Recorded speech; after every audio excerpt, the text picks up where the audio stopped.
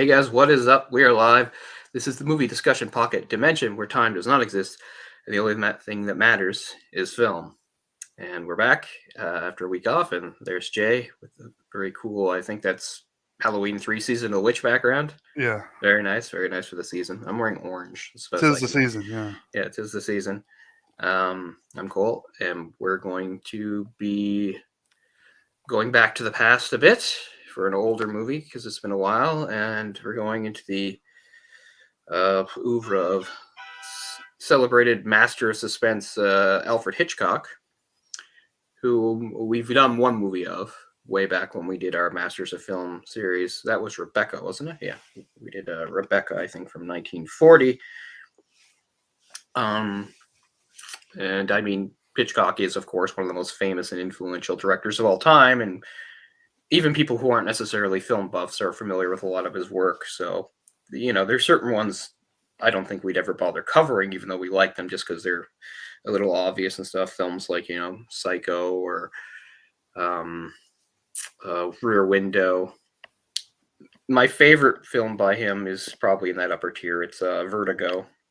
However, this film from 1943, Shadow of Doubt, is probably my second favorite film of his. Like, I get how other films are like probably objectively better, like Psycho or something like that, but I just really love this film, even though it definitely has some flaws, which we'll get into. So I first saw this in 2007. I was at my second stint at university, and I was taking a course on film that I think I've brought up a few times on here. And this is not one that was covered specifically in the class. The way the class worked was like every week we had to watch. We were supposed to watch, because I think most people didn't even do that. It was a course about movies, and all you had to do most of the time was just watch a movie. And I could tell like a bunch of people in the class. It was like big class, like 100 people. They didn't even do that. But anyway, so every week there was a movie that we would discuss that was important going forward in the way it was. Like, obviously you could watch it on your own time, but it was like every Tuesday night you could go watch it in like some random dark classroom. He made it so it would be available, and that's how I watched a couple. That's how I watched some of the in the early ones, some of the silent ones. That's how I saw oh shit, what's it called? Big famous silent film. Lawrence. Oh, you know what it is. The one with the KKK in it. Oh God. I'm not sure. Man, but anyway, that's how I saw that movie. I keep wanting to say stuff like Brave New World or something, but that is not it. Hold on, that's gonna bother me. I need to. It's from 1915. It's one of the most important films ever made, even though it's obviously pretty racist. And I said Lawrence. I was thinking like D.H. Lawrence, which of course is an author. That's not the right person. Now I'm completely blanking all over the place. Okay, hold on. Let me center this.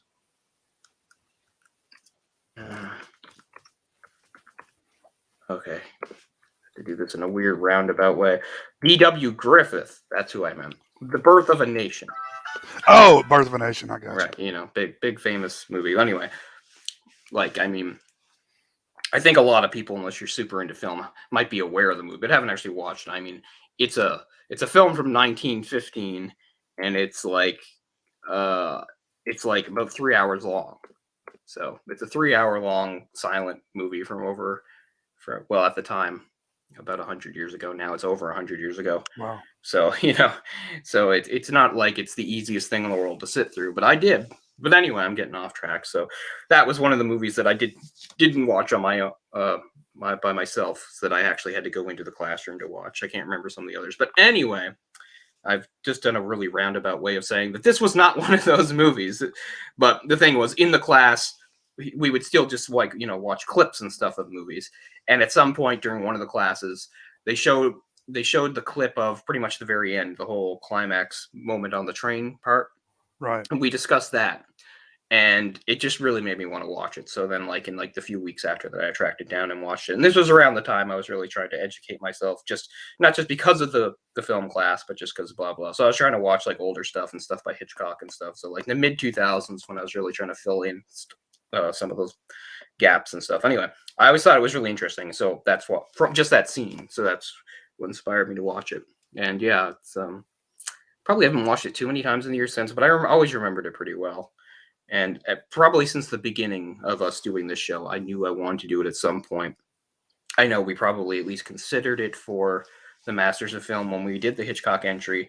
For the longest time, I had the idea of doing it with a back-to-back situation with the loose remake by Korean director Park Chan-wook in his English language film Stoker.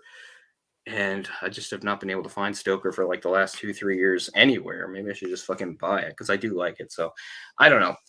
I can't say for sure that we're not going to do it next week, but probably not. But maybe if something comes up, we can do it next week to do a compare and contrast. I don't know. But in any case, this is the original. This is Shadow of a Doubt from 1943 by Alfred Hitchcock. So, you know, he's well into his career now. He's already probably starting to earn his rep as the master of suspense. I mean, this is before, again, some of his most famous movies, but still, he's got some stuff under his belt at times. So 1943, the midst of World War II, a hard time for Hitchcock. While he was making this movie, his mother died.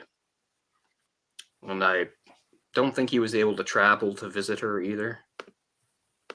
So that was during this movie, the filming? Yeah. Yeah, his mother died. Sucks. And trying to think. There's also a collaboration. Although several people wrote the script, most notably it was a collaboration with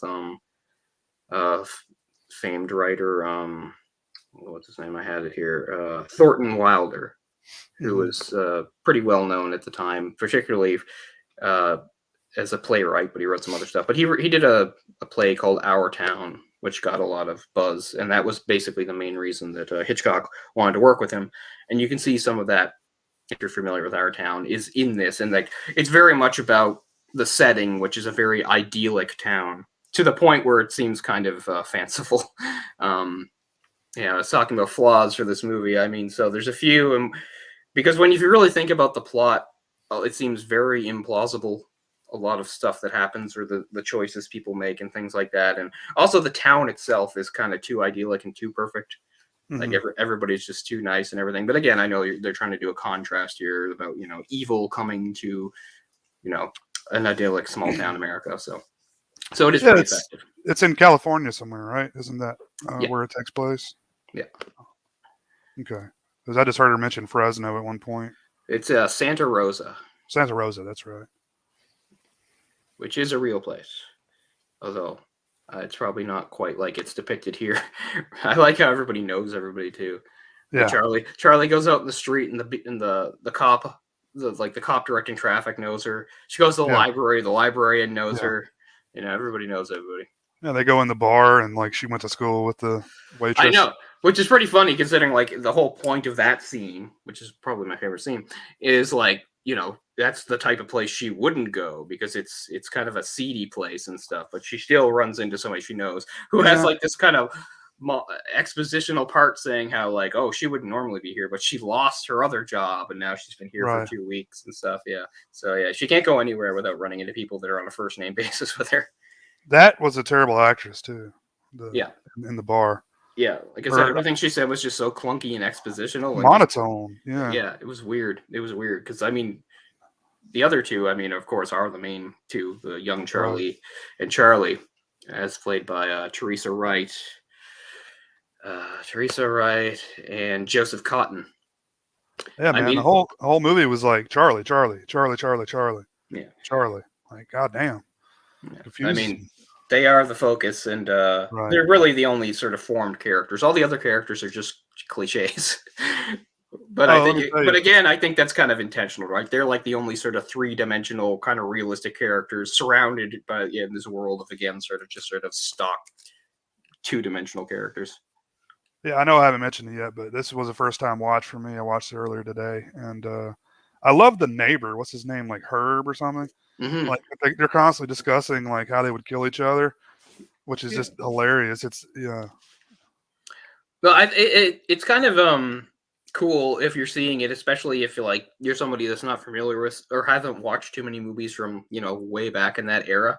The show that, like, as much as things change, they're still the same, because we still live in like a murder obsessed society now. Like, think of all the goddamn shows and the documentaries about serial killers and all this stuff. We all like love this murder stuff. It's very rare that I talk to somebody, even if they're not like a cinephile like us. Most people are like, "Oh yeah, I'm into that stuff. Like, I watch those shows and stuff." So it's interesting that, like, even back in the '40s, before like the term serial killer had been around, murder was still murder. It was still, a taboo subject, very lurid. So it is kind of neat to see, her father and the neighbors sort of having just to distract themselves and have fun, like talk about how they would murder each other. It's casual discussion. It's like, I know how I would kill you and get away with it. And I like, especially the part where he's like, "Remember that coffee I gave you the other day? You didn't taste anything funny in that, did you?" He's like, "I put soda in there." He's like, and he's just like, "What?" He's like, "My point is, soda is more noticeable than the poison, and you didn't notice the soda, so I easily could have murdered you." Yeah, and they have some discussions there. The mushrooms. Yeah, poison. It's like, nah, you made someone else may get it. The wrong person may get it, so that won't work. Right, because the father at first is just saying, about how like murder does sort of an inelegant thing. Like, the best way is to just like bang somebody in the head with it. But the neighbor's trying to convince him, but you won't get away with that. Like, the point is, you're trying to do murder as an accident. And of course, in some irony, dramatic irony, later in the film, he unknowingly, foils one of those murder as an accident things when he helps Charlie out of the garage with the exhaust going everywhere. But obviously, full spoilers for this movie. I mean, we say that. We don't always say it, but I just mean, this is a movie where, if you're this far in, you've probably seen the movie before. Yeah, that's it. So, when the step breaks and she almost falls down the stairs, he did that, right? Yeah. Charlie did that. Okay. Rule of threes, right? So he tries to kill her like 3 different times. But it's pretty clear that he took like a saw or something and fell with it. And speaking of stairs, is there any like filmmaker more in love with stairs than Hitchcock? Stairs are a big deal in all his movies. There's so many shots of like people on stairs, coming downstairs, looking up the stairs, point of view, like there's just a few, like, besides that part, of course, about her, she could almost fall down those outside stairs. And the inside stairs, there's a couple times where like she's up at the top of the stairs looking down, and Charlie is down at the door. There was a great shot near the end after he realizes that he's clear, that they found the wrong guy that got chopped up in the propeller. Yeah. He runs up the stairs, leaves the door open, and then the shot is reversed of him looking down at her. It's just a really great shot. Yeah.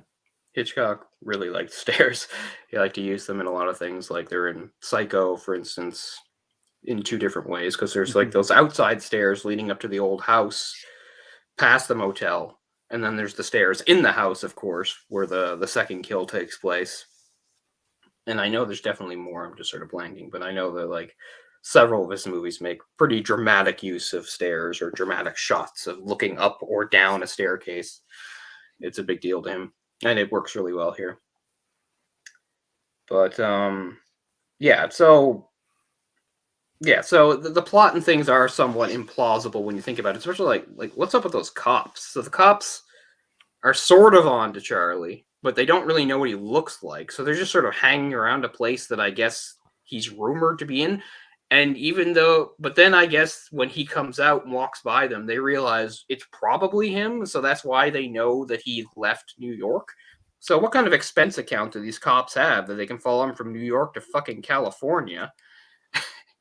And then the whole thing about like doing this weird ruse to get into the house, saying that they're like reporters doing some bullshit story, is so clunky and dumb. And also, what family would believe that? But again, I think they're just trying to show again sort of the naivete and innocence of the people in this town. Like, especially like we'll go ahead. So we go to this scene where Charlie has come to town, and of course the brother-in-law, young Charlie's father, is a banker, works in the bank. So he goes in and says, "I'm going to deposit some money." So he comes in, he's just like, if you can quit embezzling for a second. He makes that joke, right? Everybody in the bank looks up and he's like, "Hey, whoa, now we don't make jokes like that." I'm like, what kind of town is this? Everybody's really upset that he just makes like some embezzlement joke. And then he deposits $40,000, which in 1940s money is crazy money. That's like more than $500,000. And he does it all in cash, which they do say is odd, but they don't seem to think anything else of it. Like no follow-up questions, nothing. Like, okay. It couldn't have been as odd as it is now, you know. I mean, that's true. A briefcase full of, you know, hundreds or whatever. Yeah.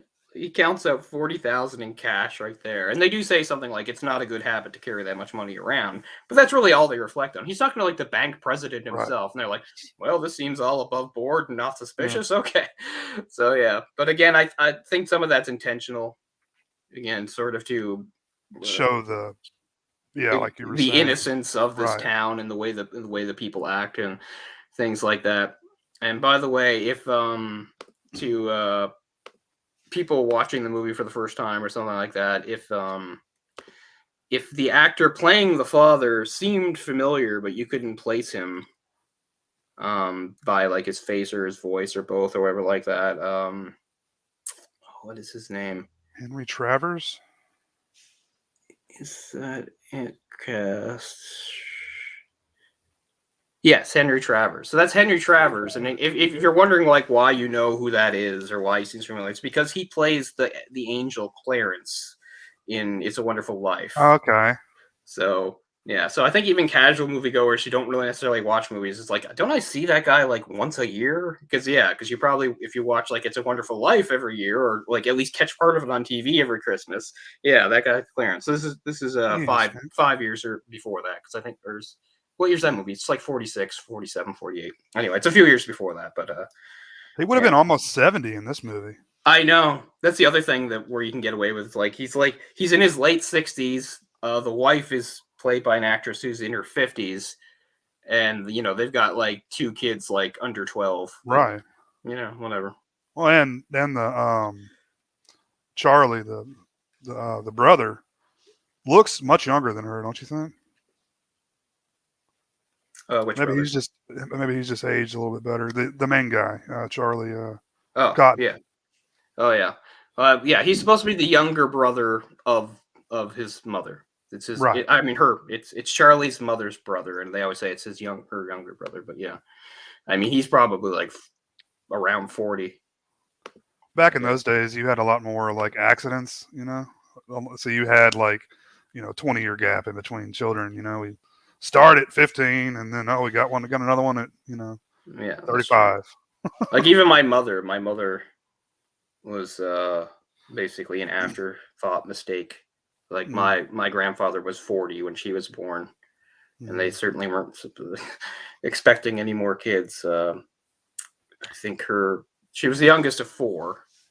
The oldest brother, I think, was 10 years older than her. Her sister's 8 years older than her. And then the younger brother was 4 years older than her. So bit of a gap there. My mother got to live her life sort of as an afterthought, because like my grandmother by that point was sort of done with that phase in her life, like looking after and taking care of kids. So my mother was just sort of like, kind of forgotten in the household. Nobody really wanted to bother with her or anything. Although she was still expected to do things. Mm-hmm. People way back in those days were, of course, this is after this movie, of course. My parents aren't that old, Jesus. Right. This would be the 50s, not the 40s. But yeah, you're right. Like those families. In the days of religious reasons, or before birth control existed. Yeah. I was reading some stuff in this Hockey News thing. And it was naming some of the best teams, and I was reading about some of these guys that played way longer, played like the 30s and 20s and stuff. And you read about them, like one guy, he was born in Saskatchewan in like 1920, and he was like the 7th child of 13 children. Gosh, like Jesus Christ, Catholic, I bet. I'm sure. Yeah, that's funny. Yeah. But anyway, as I said, with this movie, despite some of the logic and things you can easily poke holes and things like that, none of it bothers me. It's interesting too, because it is a little uncharacteristic of the way Hitchcock's movies work. Because one thing you usually say about them is they're really tightly plotted. You know, you usually think you like. Although that doesn't mean they still don't have their fanciful moments and things that are kind of unrealistic. So this movie doesn't stick out that much for that, I suppose, because there's definitely some of his other movies, including big classics, where it's like, well, would that really happen? So suspension of disbelief, blah blah blah. Like even Charlie's like the whole like resolution of this movie is odd, and Charlie's like own feelings are odd too. It's like she discovers eventually that her uncle Charlie, who she idolized so much, is, you know, a dangerous murderer, and all she really wants is him to go away. Like she doesn't care if he's arrested or brought to justice for his crimes. And what's even funnier, again, going back to the cops, is the cop that has a thing for her, like decides that that's fine. It's like in the end, of course, spoilers, you know, Charlie does get killed. Uncle Charlie, we'll say Uncle Charlie, young Charlie. Yeah. Yeah. Sure, Charlie. people think our heroine does not die, our heroine lives. But, you know, in the end, he does get killed.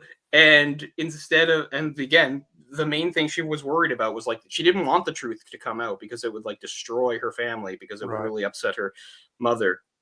Which I get, but I don't know if it's worth putting people's lives at risk over, you know? But anyway, in the end, the cop is just like, we'll just let things be as they were. You know, that guy that the cops chased in New York, we'll let people think he was the murderer. He's dead anyway. Charlie's dead. We'll just let it all sit, you know? Which is, I mean, I get it. Sometimes things like that do happen, but it is kind of weird and unsatisfying. Yeah, lost my train of thought. Yeah, those cops are odd. They're incompetent and weird and really haphazard in the way they do an investigation. Yeah, it's.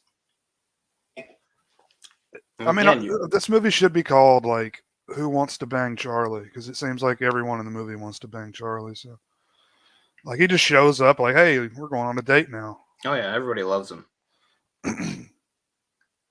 Like, isn't she supposed to be like a teenager still? Like maybe recently graduated high school? Yeah. What's even funny is the mother's reaction, because okay, they don't know they're cops. They're just some. They think they're reporters. He says, "I'd like to take your daughter out, you know, to show me some of the town." And she's like, "Oh, Anne." I'm like, "Anne is 11 years old." Yeah. And even when he says, "No, the older one, Charlie, I meant," you know, which is more appropriate, she even still says, "Well, Anne would be better because she, you know, she knows more stuff." I'm thinking, okay, that's a really odd thing for a mother to suggest. All right, strange man, take my 11-year-old out to show you things. Like, she's not, I mean, she doesn't even understand that he's like in a romantic way, you know, not a, you know, I don't know. I mean, the romantic thing is just feels so tacked on, and I wonder if that's more to like play with that era, you know? Like I even like everything I know at Hitchcock suggests that's not his thing. He's not a sentimental director, right? That's not his thing. I almost feel like there might have been some pressure. It's like, we got to have a romance angle in here, you know, because it's the 40s and we want to see the good guy get the girl, you know, that kind of thing. So I feel like I can't find anything that confirms that, but it almost feels like maybe they kind of put pressure on him. He's like, fine, I'll half-ass it into the plot somehow, but it won't. And at least her reaction is somewhat realistic, though. Because, you know, in so many of those movies, it's like, we've had a couple conversations with each other. Now we're in love. Well, yeah, at least Charlie proves that she's not. Like, he says, actually, I do love you, and I'd like to marry you. And she's like, whoa, whoa, whoa.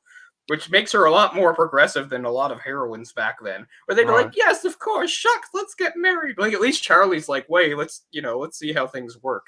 Let's give it some time here. So, Charlie, yeah.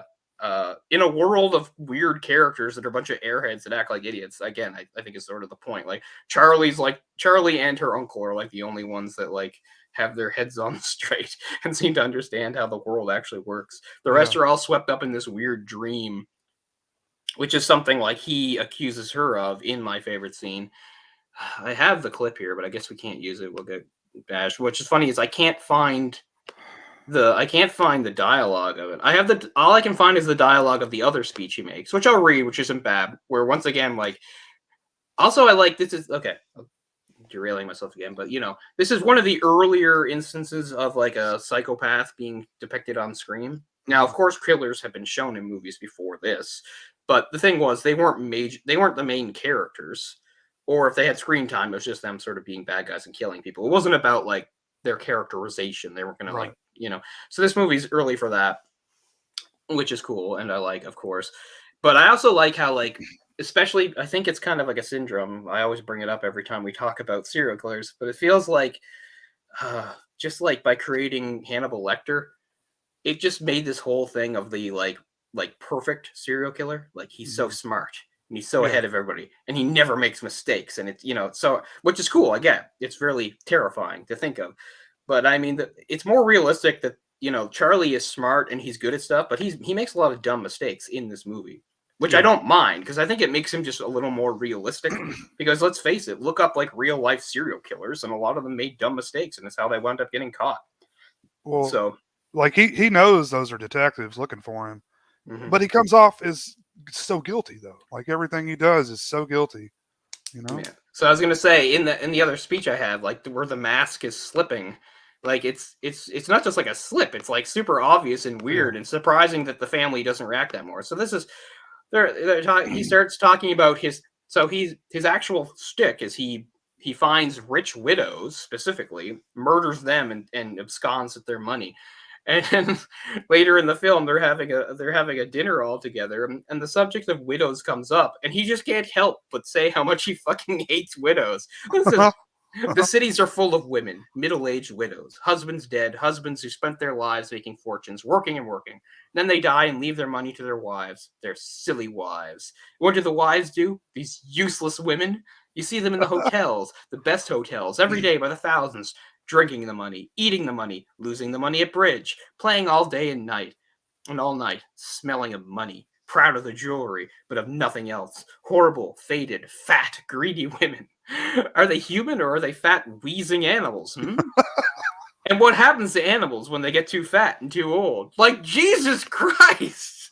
And I like how, like, the only reason, like, his sister reacts to that as strongly as he did was because the only reason they brought it up was she mentioned she was part of some women's group, and she mentioned that some of the people in the group were widows. So what she says is, "Oh, I can't have you talking about women like that in front of them." I mean, I get it. It's 1943. It's a different time. Sexism was, but still, you think he's talking basically about how like widows are like the worst thing on the planet and they should just be slaughtered. And they're all just like, well, that's awkward. Don't say awkward, weird things like that. And then they just move on. So I like that. Yeah, he doesn't have the perfect facade. He's great at like, yeah, everybody really likes him. He's so charmed by this town that they basically give him like a welcoming ceremony, and everybody loves him. And even though it's like, what does he do? Well, he's in business. He's a businessman. Again, no follow up questions. Everybody accepts this. But yeah, I like that. Like, even though it's so easy, he still can make dumb mistakes like that because it's just such a part of him that he has to blurt out this stuff. Which is that, I mean, that speech is something else, and everybody at the table just sort of hand waves it. Only Charlie thinks it's maybe kind of a red flag. You know, if you're a guy who's on the run for killing a bunch of widows, maybe don't drop that at the dinner table. You know. Yeah. No. And of course, the whole thing is the motif, and the movie opens with like showing people waltzing to that song, the Merry Widow Waltz or whatever like that, right? And the song is used again and again, and they talk about it in the movie. And like when they're about to name the waltz, it's like, oh, it's and he tries to throw them off. It's like the Blue Danube waltz, and Charlie's like, that's not right. She's about to say it's the Merry Widow Waltz, and he like knocks a glass over to stop them. It's just like, you're so like guilty and worried, you can't even let people say the word widow. And yet later in a scene, when somebody says widow, you go on a speech about how you should just basically kill all the widows. Widows, God, I hate them. There's a great 1943 joke in there too, because in the scene in the bank also, remember like the bank president's wife or something, and her friend come in to like get some money, and he says, "Oh, charmed, miss," and she's like, "Mrs." And she has a veil. Like, is she like actually in mourning? Like, did her husband just fucking die? But she goes, "But that's one of the good things about being a widow. You don't have to ask your husband for money." Oh man, that's some dark humor and also some good indication of what a different time it was. Yeah. So Charlie's obviously some sort of like, I don't know, misogynist, right? Like he really resents that he really resents that these women have inherited money from the men who did all the work, which I get, but he takes it a little far. Giving her the ring was another really stupid thing he did. Yeah, there's a good passing of the idiot ball in that, because he gives her the ring, realizes, oh shit, there's a trace to that. Ask for it back, and then she's like, and I find it believable. She says, no, I like it better this way. A lot of girls are kind of like that. Charlie, I like Charlie's character. She's sort of spacey and dreamy, blah blah blah. So she's like, yeah, I like the idea. Somebody had this ring before and they loved it. It's the same sort of thought that goes into those girls that love to go to like thrift stores and find interesting things. But you're right, because later when he after the cool scene, which we'll get back to again, in the bar after he does his thing, she runs out, leaving him with the ring, which is really stupid. And then he very stupidly makes it so that she can get it back. It's like how dumb can you be? You realize you made a mistake by giving her the ring, couldn't get it back, but then she basically leaves it on the table so you could take it back. But then you just keep it anyway for her to get again. Yeah. So Charlie makes a lot of mistakes. Uncle Charlie. Like the newspaper, like tearing out the newspaper clippings, like being really obvious about it. Like nobody would have thought anything of it. Right. No one would have thought, hey, that's you. Yeah, nobody would have thought that at all. And then he even says something really incriminating. He's like, well, she's like, because she's like, before she knows what it is, she's like, I knew something about you that like other people don't know, and I would find out. I know that you did something with that newspaper, so that means there's something in that paper about you, which is the last thing you want her to think. And then he has to deflect and goes, oh no, it's not about me. It's about like some people I used to know, which is even worse thing to say. Right. To find out dead widows. It's like you knew some murdered widows, did you, Charlie? Yeah, but I don't want to talk about it. Oh, that's not suspicious at all. And I mean, she knows exactly the page to look for. Like you've got the only newspaper in town right there. And why not just take the paper and throw it away or some shit? That looks less incriminating than taking out one section. Yeah. I love how like on it the kids are too. The two kids are scolding him. Like, that's Dad's paper. Yeah. It's like, we don't fuck with Dad's paper around here. I know. And again, maybe a look into households of way back when, how things worked. Although again, this is not exactly the domineering father type that's like, I expect you kids to be in line and supper to be on the table when he's a really laid back, easygoing father to the point that he's an idiot, which is fine because again they're doing because you get why Charlie would come there. It's like the perfect place for him to come on the run. I'll go to my idiot brother-in-law's house because he would never suspect anything. Like, I'm in the bank throwing down $40,000 in cash and he's just like cracking jokes the whole time. Bankers, right? Who needs them? I just love how offended everybody in the bank is. Embezzlement? How dare you? And those kids suck. They're annoying as hell. Yeah, so Anne is like the classic trope of the little book reading kid that like takes themselves way too seriously and wants to act like an adult. The boy's not so bad. I mean, he's okay. I mean, he's just blathering about things like boys do. But Anne's pretty annoying. Like the introduction to her character is so perfect. Like she takes the message when they get called from the station saying that there's a telegram. She's like, well, there's no pencil in reach. I don't have time to take your stupid fucking to take your stupid fucking message. And she says something like, I'm training my brain to like not focus on useless things. Like, Jesus Christ. You're not like the CEO of a Fortune 500 company, but she's just like, my time is too valuable. Fuck you. And then she makes a point of telling, and then you can tell the father's used to it. And she's just like, somebody called. He's like, what was it about? She's like, I didn't take notes. And he's like, that's the way she is. Couldn't find a pencil. I tried. Yeah, like there was no pencil within reach, so fuck it. Yeah. She doesn't let up through the whole movie. Like she's even like lecturing. So after the whole incident with the paper makes Charlie, of course, suspicious and wanting to see that section of the paper. Like, where can you go? Oh, well, they always have copies of the newspaper at the library, right? So she asks Anne, she's like, are they still open? She's like, well, if you read enough books like you're supposed to, you would know the library's hours. That has nothing to do with the time the library closes. No, but Anne just tell me, you little shit. But Anne just sees it as a way again to like act superior. Then she has her one humanistic moment because they're sharing the bedroom because Charlie gave Uncle Charlie her bedroom, so Charlie's bunking in with Anne, and then for the one time Anne gets to be like a child. It's like she tells her, she goes, okay, you're going to bed, say your prayers and don't race through them. And she says, and don't bless everyone. And she says bless like the Crimson Avenger and Veronica Lake, which I find funny and relatable because I used to do. I'll go very quickly. So she does the classic what is it? Now I lay me down to sleep. Which a lot of people learn. Now I lay me down to sleep. how's it go? Now I lay me down to sleep. I pray the Lord my soul to keep. If I should die before I wake, I pray the Lord my soul to take, which is a little grim. I had a much sunnier prayer. It was, in my little bed I lie, Heavenly Father, hear my cry. Lord, protect me through the night, keep me safe till morning light. But then here's my God blesses. I'll do this quickly. God bless Mommy and Daddy and Mary and Sammy and Uncle Feather and James and Iggy and Pat and all the people, animals, mutants, toys, and things and books I love. Amen.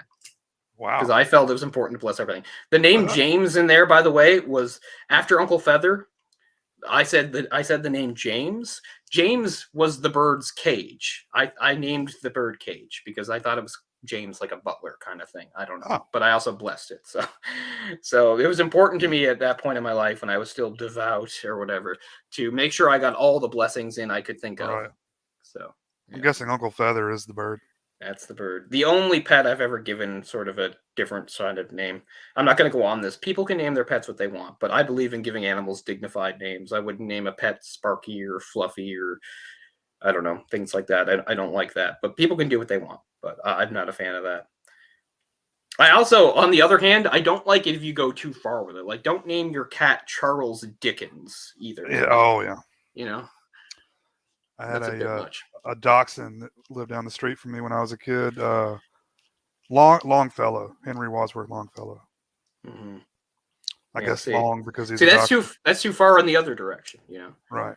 I mean, again, that's just me. I get it. People can name their pets whatever they want, but yeah, my rule for myself is if you wouldn't give that name to a baby, you don't give it to an animal. But Uncle Feather was different. He was named after a character in a book by Judy Blume. So I like when people name them like human names, like Kevin or Steve. That's Steve. Stop shitting. Stop shitting on the floor. That's how I've always named my pets. Just a human name. Because like I said, I think the animals they deserve dignity is how I feel. But again, I'm not gonna. If some little kid, if I go up to them, I say, "What's your dog's name?" They're like, "His name is Bow Wow." I'm not gonna be like, "You idiot." You know, they can do what they want, but I think that's a terrible name. Yeah. Like my aunt, she has a cat that she let my cousin, who was a little kid at the time, name, and the cat's name is Mittens, which makes me want to barf. Like I hate that so much. But anyway. Or when people just call their animals what they are, like cat or dog or kitty. The girlfriend I lived with, the rabbit was pretty old by the time I guess there, but her rabbit's name was Bunny. Oh, I hate that stuff. Which she sort of did regret. Like she had been like a little kid when she named it. You know, it was pretty old. It was like 13 years old when we got it, when I moved in with her. I could beat that. My brother's first wife, her family had a rabbit named Bun Bun. Nice. Terrible. It just makes me think of, this is a deep cut, but in Calvin and Hobbes, Calvin, of course, had Hobbes, but the lesser known was that Susie, the girl in his neighborhood, had a rabbit called Mr. Bun. But of course, Mr. Bun was just inanimate. He wasn't like Hobbes. Right. But he does show up in a few things. Mr. Bun. But yeah, so Uncle Feather was the exception. And I don't mind because again, he was named after a character in a book. He was a loving tribute. But yeah, but I just like that little prayer moment because it's like the one moment where Anne is just like more like a relatable little kid instead of an annoying little know-it-all that never shuts up. Doesn't she bless like the president? Yeah, she blesses the president. I think she says the Crimson Avenger and Veronica Lake, I guess her favorite actress. Like she just says the president. A kid now, the president. I guess it helps to make the movie timeless by not saying who the president was at the time. Yeah, you know, it doesn't date it, but I think there are still kids nowadays that would say bless the president, but they're certainly a lot more rare nowadays. You know, back then again was a less cynical time. Right. Yeah. And that's just really shoved down our throats in this because again, it's like, okay, there still was cynicism, but not here, not in this idyllic little town. And because that's the whole compare and contrast thing of Charlie showing up. You know, when he first comes into town on the train, big plume of black smoke coming out of there. And when the train stops, a big shadow goes across the whole platform. It's like, we get it, evil has come to town. Yeah. But I don't mind. Like, I'm not saying that's too much or anything. I like it. If anything's too much, it's just like, again, how idyllic the town is, because it seems like a town full of simpering idiots. Well, and what a psycho he is, that even though like he knows she's not going to say anything, and He's they think that he didn't do it, he still has to kill her. Like, Yeah, because I mean, it's weird and shows how uneven he can be. Because the whole thing is like in their conversations and stuff, even though like she knows, he doesn't admit anything specific, right? Like he doesn't give her any real admission of guilt or any details or anything that she could really use against him. He doesn't say anything that incriminating. They just sort of, they just sort of dance around it, right? And then the whole thing is like, yeah, it seems like he's exonerated because that guy running from the cops made them think, well, that's definitely the right guy if he ran from us, and now he's dead, case closed. yeah, And he just says, well, I guess I will go away. It seems like they've reached an accord, because at first he's like, I'm not going anywhere, I like it here. But then I don't know, what was it that makes him decide to leave. It can't just be Charlie, or is it because she gets the ring back? I don't know, something like that. But he's like, I'm gonna go, and that's all she wanted. And yet he still feels like he can't leave it to chance. And he says that in like their whole final conversation. He's like, I can't let you, I can't leave you alive knowing what you know. I'm like, she doesn't really know anything exactly, but you already failed to kill her twice. You might as well try one more time. And once again, it seems really implausible. I guess the thing is he slips, right? I mean, he's much bigger and stronger than Charlie. She's not going to overpower him. He must like slip and fall. It's just dumb it's luck type thing. kind of just like she falls into the train and he slips And he falls slips out. out. Yeah, just as another train going. So it's more just a dumb luck thing, which is fine. I mean, happens in real life, happens in movies. I get it. But that's another stupid thing. Assuming he did kill her there, I mean, it puts more eyes on him.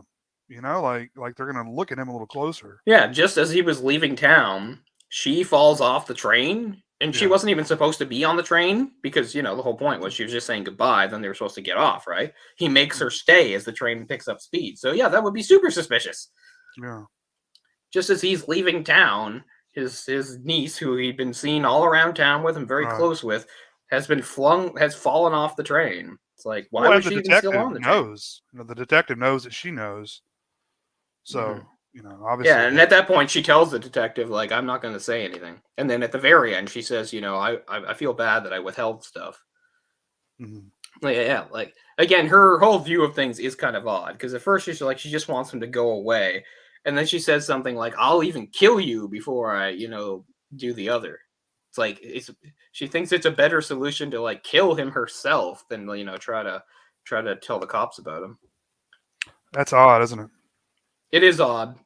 And it plays a little better in Stoker, of course, because Stoker, the idea, well, of course. So in the original Shadow of a Doubt, they play with the idea of that these characters are linked. Charlie talks about it to begin with. She says, like, I feel like a personal link to my Uncle Charlie. And I can understand that to a certain extent. Now, not personally, like, but, you hear about this. Like, for instance, in my family, mother, father, sister, I don't feel in any way out of place, It makes a lot of sense to me. I got a lot of traits from both my parents. My sister and I are quite different in temperament, but still, we're very similar. She's 3 years older than me, but we're very similar. We're both smart academic types, that kind of stuff. We did a lot of the same things growing up, had a lot of the same interests. But there are people that are in families where they don't feel like they can relate to their parents or their siblings. They don't feel like they fit in. And then sometimes they feel validated when they meet somebody like a cousin, aunt, uncle, or grandparent, and they feel like, oh, that's who I'm like. That's who I relate to. So I think that's what it is with Charlie. Plus, she feels the connection because she was named after Charlie, because growing up, her mother was close to Charlie. He said they were close as siblings. They also do a weird kind of hand wave thing where they say, like, when he was like 10 or something, he went out in the street on the ice and crashed his bike and had a head injury. So they're kind of saying, oh, maybe that's why he's like not right, that a head injury messed him up and that gave him his psychopathic tendencies. You can take it or leave it. I don't think it's really needed in the movie, but maybe they felt the need for it. I don't know. But yeah, so anyway, she talks about them having like some sort of link, which he exploits later. He said, "You said it yourself. It's almost like we're twins in a way, even though I'm your uncle." And she also talks about the idea of telepathy, because the whole thing is, it starts with him realizing, the heat is on in New York and he has to go, and he has to go somewhere. Just as he has the idea, I'll go to California to my sister's place and lay low there for a while. Charlie herself, who is feeling a certain amount of existential angst. It opens with her, sort of moping around and saying to her father how she feels like they're in a total rut and everything sucks, which you get. It's a very teenage thing going on. She's just like, everything sucks. It's like nothing matters. We talk, but we don't actually have conversations. We're going through the motions. But right. there is a different interesting stipulation on there too, because when she mentions that her mother is like caught in like this cycle of just like she's like excuse me, what was that? She's like I say. Yeah, I don't think I've ever done that before. But she says something to the effect of mother makes like the meals, does the dishes, and goes to bed. Like and she says, I don't know how she can stand it. Now, and usually in a more modern movie, that comes down to like resenting your mother. You have the angsty teenage girl saying like, Mom sucks. Like, what does she think she is? Like Betty Crocker? Like, what a fucking bitch or something. But no, it's the other way around in this. Like, she just says, I don't know how she can stand it. And she says, she's really a wonderful woman. So she's basically saying, like, I love Mom, but I feel like she's stuck in this rut and it's a waste of her talents. But anyway, she has the idea. I know. I'll send a telegram and have Charlie come visit us. That will be good. So there's their telepathy. They both have the idea of him coming at the same time. So she really feels validated by it when he does show up. So I get that. She really is a progressive character, like for a female. Yeah. Around that time. So, like you said, like she doesn't necessarily want to do the mom Betty Crocker thing, She may have other plans for her life. Which is why she doesn't just jump into that cop's arms. Right. And she's like, married? Whoa, I don't know. It's like, let's see how things go. And he's like, okay. But yeah, I've always really liked her character. It's one of the main reasons I like the movie. But anyway, so I was saying about Stoker. The same idea is, again, the niece and the uncle have sort of a link, something that makes them similar. And then you find out, well, actually, she's a lot more like him. She's kind of has like psychopathic tendencies of her own. So I kind of like that angle. I'm not saying it would have been better here. I'm just saying I like that they take that and twist it and take it a little further. Stoker. Mm-hmm. Yeah. Let's see. Teresa Wright does a great job. Yeah, she's in a lot of good movies. She was in the movie The Little Foxes right before this, which is a pretty interesting movie. Actually, she and what's his name there? Uncle Charlie. They would be in a movie again together like 8 or 9 years after this, although I can't remember the name of it. Yeah, so she's supposed to be like 18, 19 years old, I imagine. Yeah. And I think she was like 25 in real life, so. Yeah, I mean, they still do that, so. Yeah. Oh, yeah. No, it's fine. Yeah. Made me feel a little bit better about being a perv. Yeah, sure. But oh yeah, Teresa Wright. I had something on her and I lost it, but yeah, she was in Mrs. Minniver, which again was a big movie. I think she won Best Supporting Actress in Mrs. Minniver. Oh, really? Okay. Yeah. So she was already a pretty big deal when this movie came out. Yeah. And I think she got a nomination for Shadow of the Doubt, although she didn't win. Oh, she was in The Pride of the Yankees, too. So, I mean, yeah, she was in some big, big movies in the 40s. This included, of course, being a Hitchcock joint. But she died in 2005. Had a pretty long life. Yeah, The Little Foxes was her film. Yeah, so her first 4 movies were all big movies. The Little Foxes, Mrs. Minniver, The Pride of the Yankees, and Shadow of the Doubt. Those are her first 4 movies. And she was, in the first 3, she was nominated for Best Supporting Actress. No, she was nominated for Best Supporting Actress in Little Foxes, was nominated for Best Supporting Actress in Mrs. Minniver, and won. And she was nominated for Best Actress in Pride of the Yankees, but didn't win. So yeah, hell of a start to a career. Pretty good track record, yeah. I don't really know much of her later output. Not as famous, but some in the 1952 movie The Steel Trap. I don't know what it is, but that's the movie that Joseph Cotten is also in. So they're reunited in that movie because they're like the two main characters in that. Do you think the not mentioning of World War II was intentional? Yeah, I think so. I think it's again part of the this idyllic little town. It's almost like that doesn't touch us here. Mm-hmm. It's like we exist outside and apart from that type thing. I think is probably the idea. Because yeah, I mean, by the time this movie was first being in production, the U.S. was in the war. Right. The name Charlie is spoken 170 times in this movie. Awesome. That's what I'm saying, man. It's just constant. Charlie, Charlie, Charlie, Charlie. And then telegram. They said telegram about 50 times in the beginning of the movie. Telegram? What the hell's that? They just kept saying it over and over again. Here's a telegram. Telegram. We got to check on this telegram. Yeah. Oh, I had a thing. Oh, something about the father too. Oh yeah, I was talking about going back to like signs and stuff. So like the first sign, of course, is the black smoke coming out of the train, and then the thing about the shadow on the platform. But also when he comes into the house and he goes up and the father shows him Charlie's bedroom, says Charlie's going to let you stay in her bedroom. And he comes in, he goes to put the hat, and he goes, "Oh, not in the bed," which is true. I don't know how people nowadays know, but it was considered like sort of bad. A hat on a bed was like a sign of bad luck or something like that. Drugstore Right? cowboy. Oh shit, that's right. We actually talked about that. Yeah. In Drugstore Cowboy. That's yeah. No hats on beds, which is stupid. But... Yeah, one of them was like a big rule, right? Because he was really superstitious about it. Yeah, that's right. But anyway, so he stops him, and he says something like, "Oh, you're superstitious," and he says, "No, not really. I just don't like to invite trouble." Which is kind of a funny line because it's like you literally invited him into your house, so that's trouble. So obviously intentional there, which I like a bit.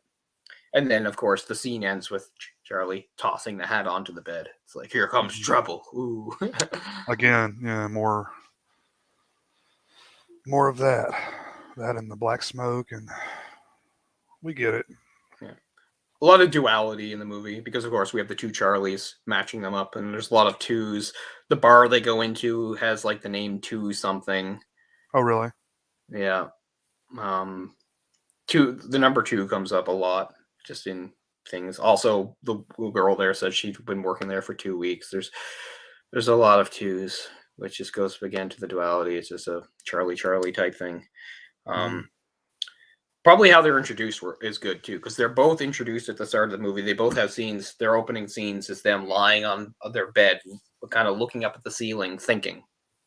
So it really shows again some of their similarities, because you're in like this town where everybody's kind of an idiot. But the idea is like these are the two sort of cerebral characters in the movie. These are ones that are actually thoughtful and think about things and feel things, whereas everybody else kind of feels like, I don't know. No, I don't want to say like go so far as like they're just like cardboard stand-ins, but again, they're just sort of like one-dimensional characters that don't have much depth. It's all just about the Charlies. Mm-hmm. Yeah, Uncle Charlie is relatively likable character until he, loses it. Until he tries to kill her. Yeah. Because obviously we've never seen his work, right? We didn't see him strangle women. We know he did, but we don't see it. And the way he acts, everybody really likes him being around and stuff like that. Like you almost feel like it would be okay if he just moved on. I don't care. But then, he gets so paranoid or whatever, he decides he has to take her out.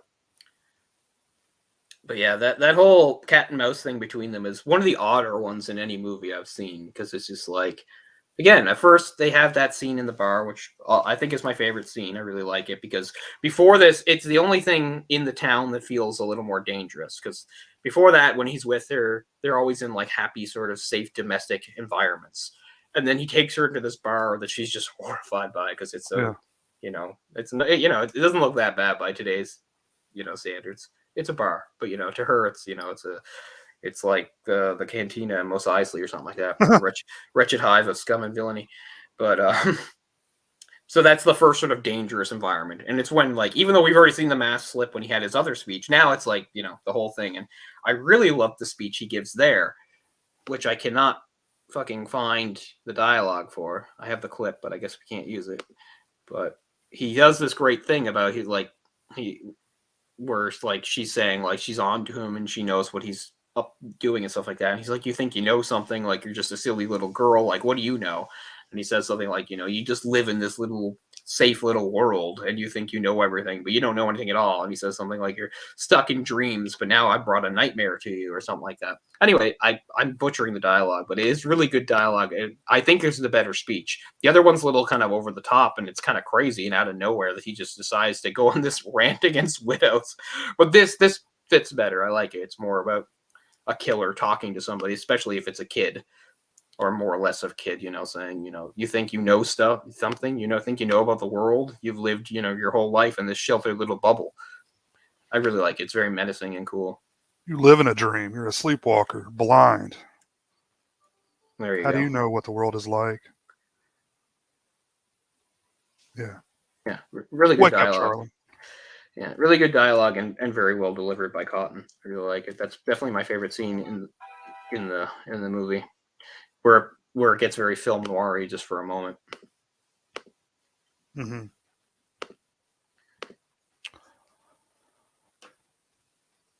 Yeah, this is another one that's on the 1001 movies to watch before you die. Oh, very nice. I mean, I would figure probably like half of Hitchcock's movies are on there. Yeah. Oh, yeah. I'm sure. Although, again, this is probably one of the ones that people aren't as aware of. You know, you have big ones like Psycho, Rear Window, to a certain extent, The Birds. People seem to people always mention The Birds. I think The Birds is fine. I think it's memorable just because of how weird it is. The whole premise is, hey, what if the birds tried to kill everyone? Yeah. You know, I get a kick out of that movie, but I don't think it was classic as the other thing. I've said this before whenever we talk about Hitchcock. You know, one of the big ones is North by Northwest. I've always found that one really overrated. I don't get what's so great about North by Northwest. And I'm a Hitchcock fan. Like, I talk about Hitchcock and how great I think he is in a lot of his movies. I've never been into North by Northwest. And talking about, like, hokey, it's a lot more hokey than this as far as, like, contrived coincidences and weird things happening.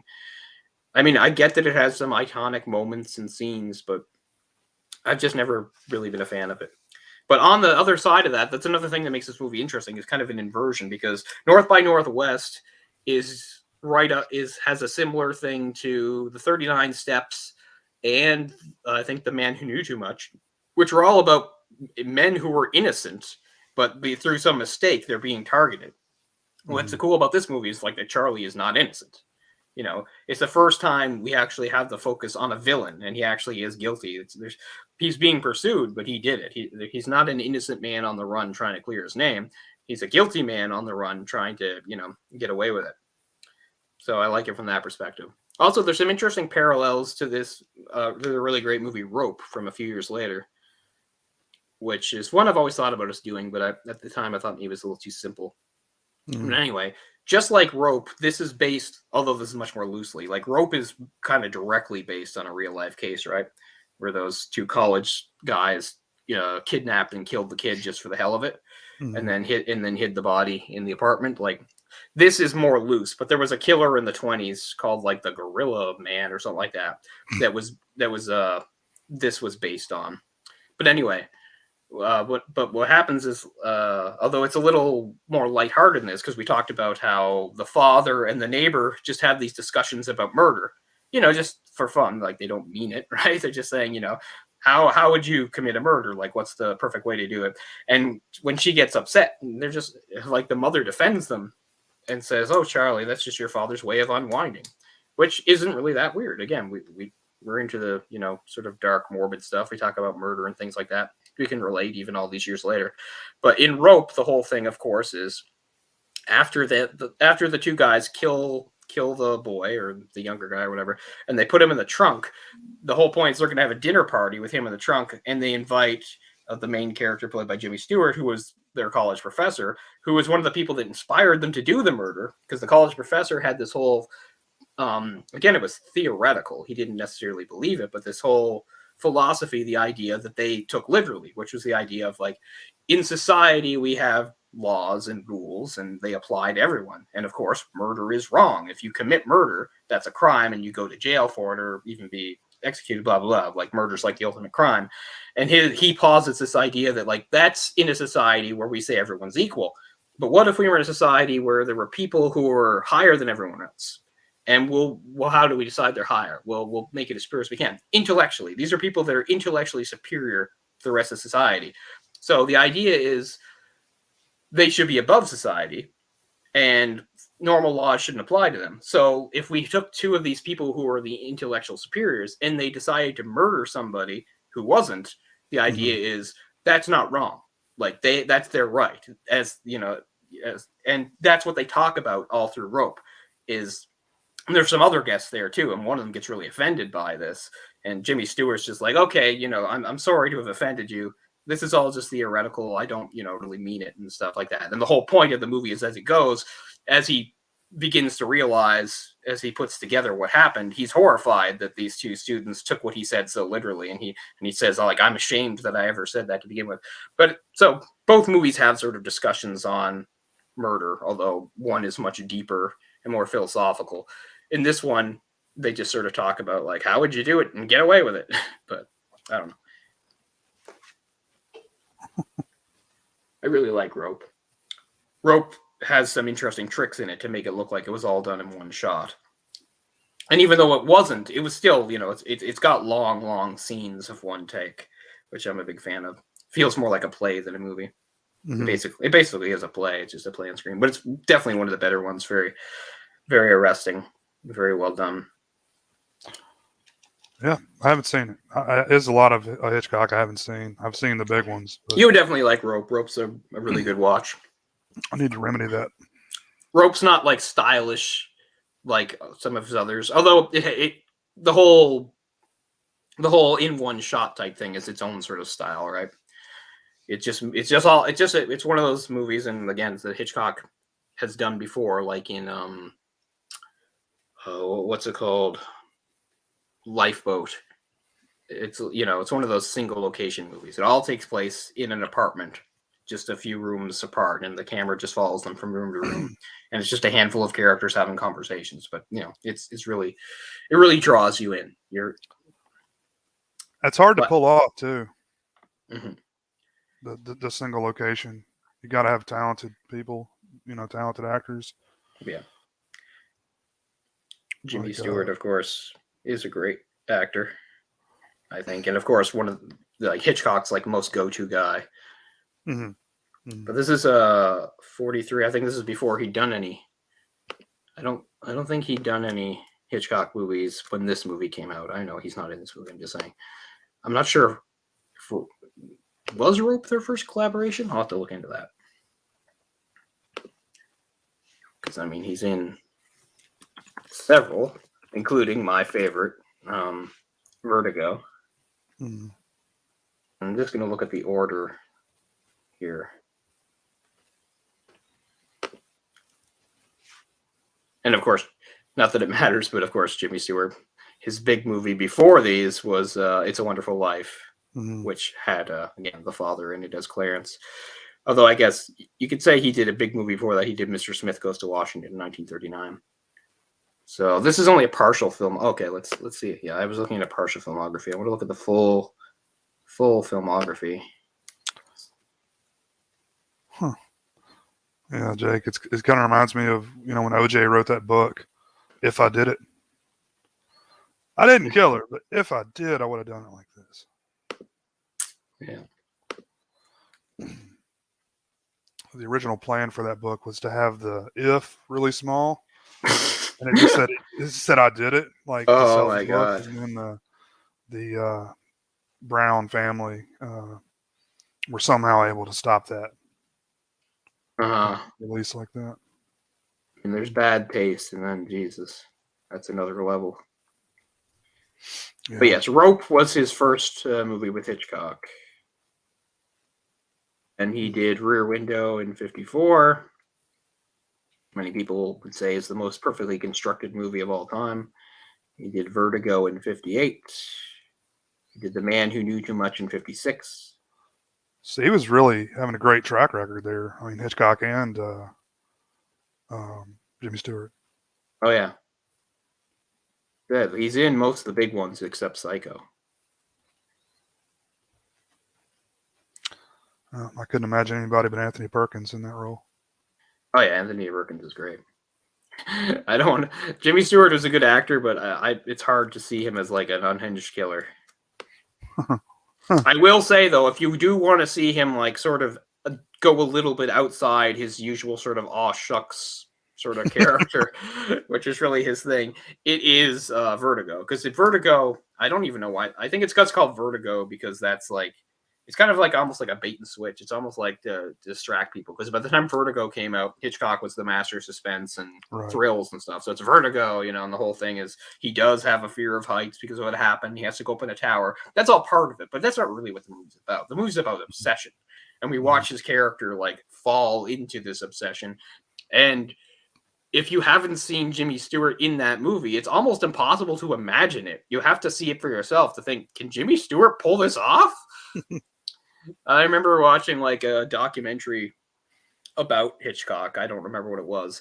And at one point they were doing an interview with him talking about that movie.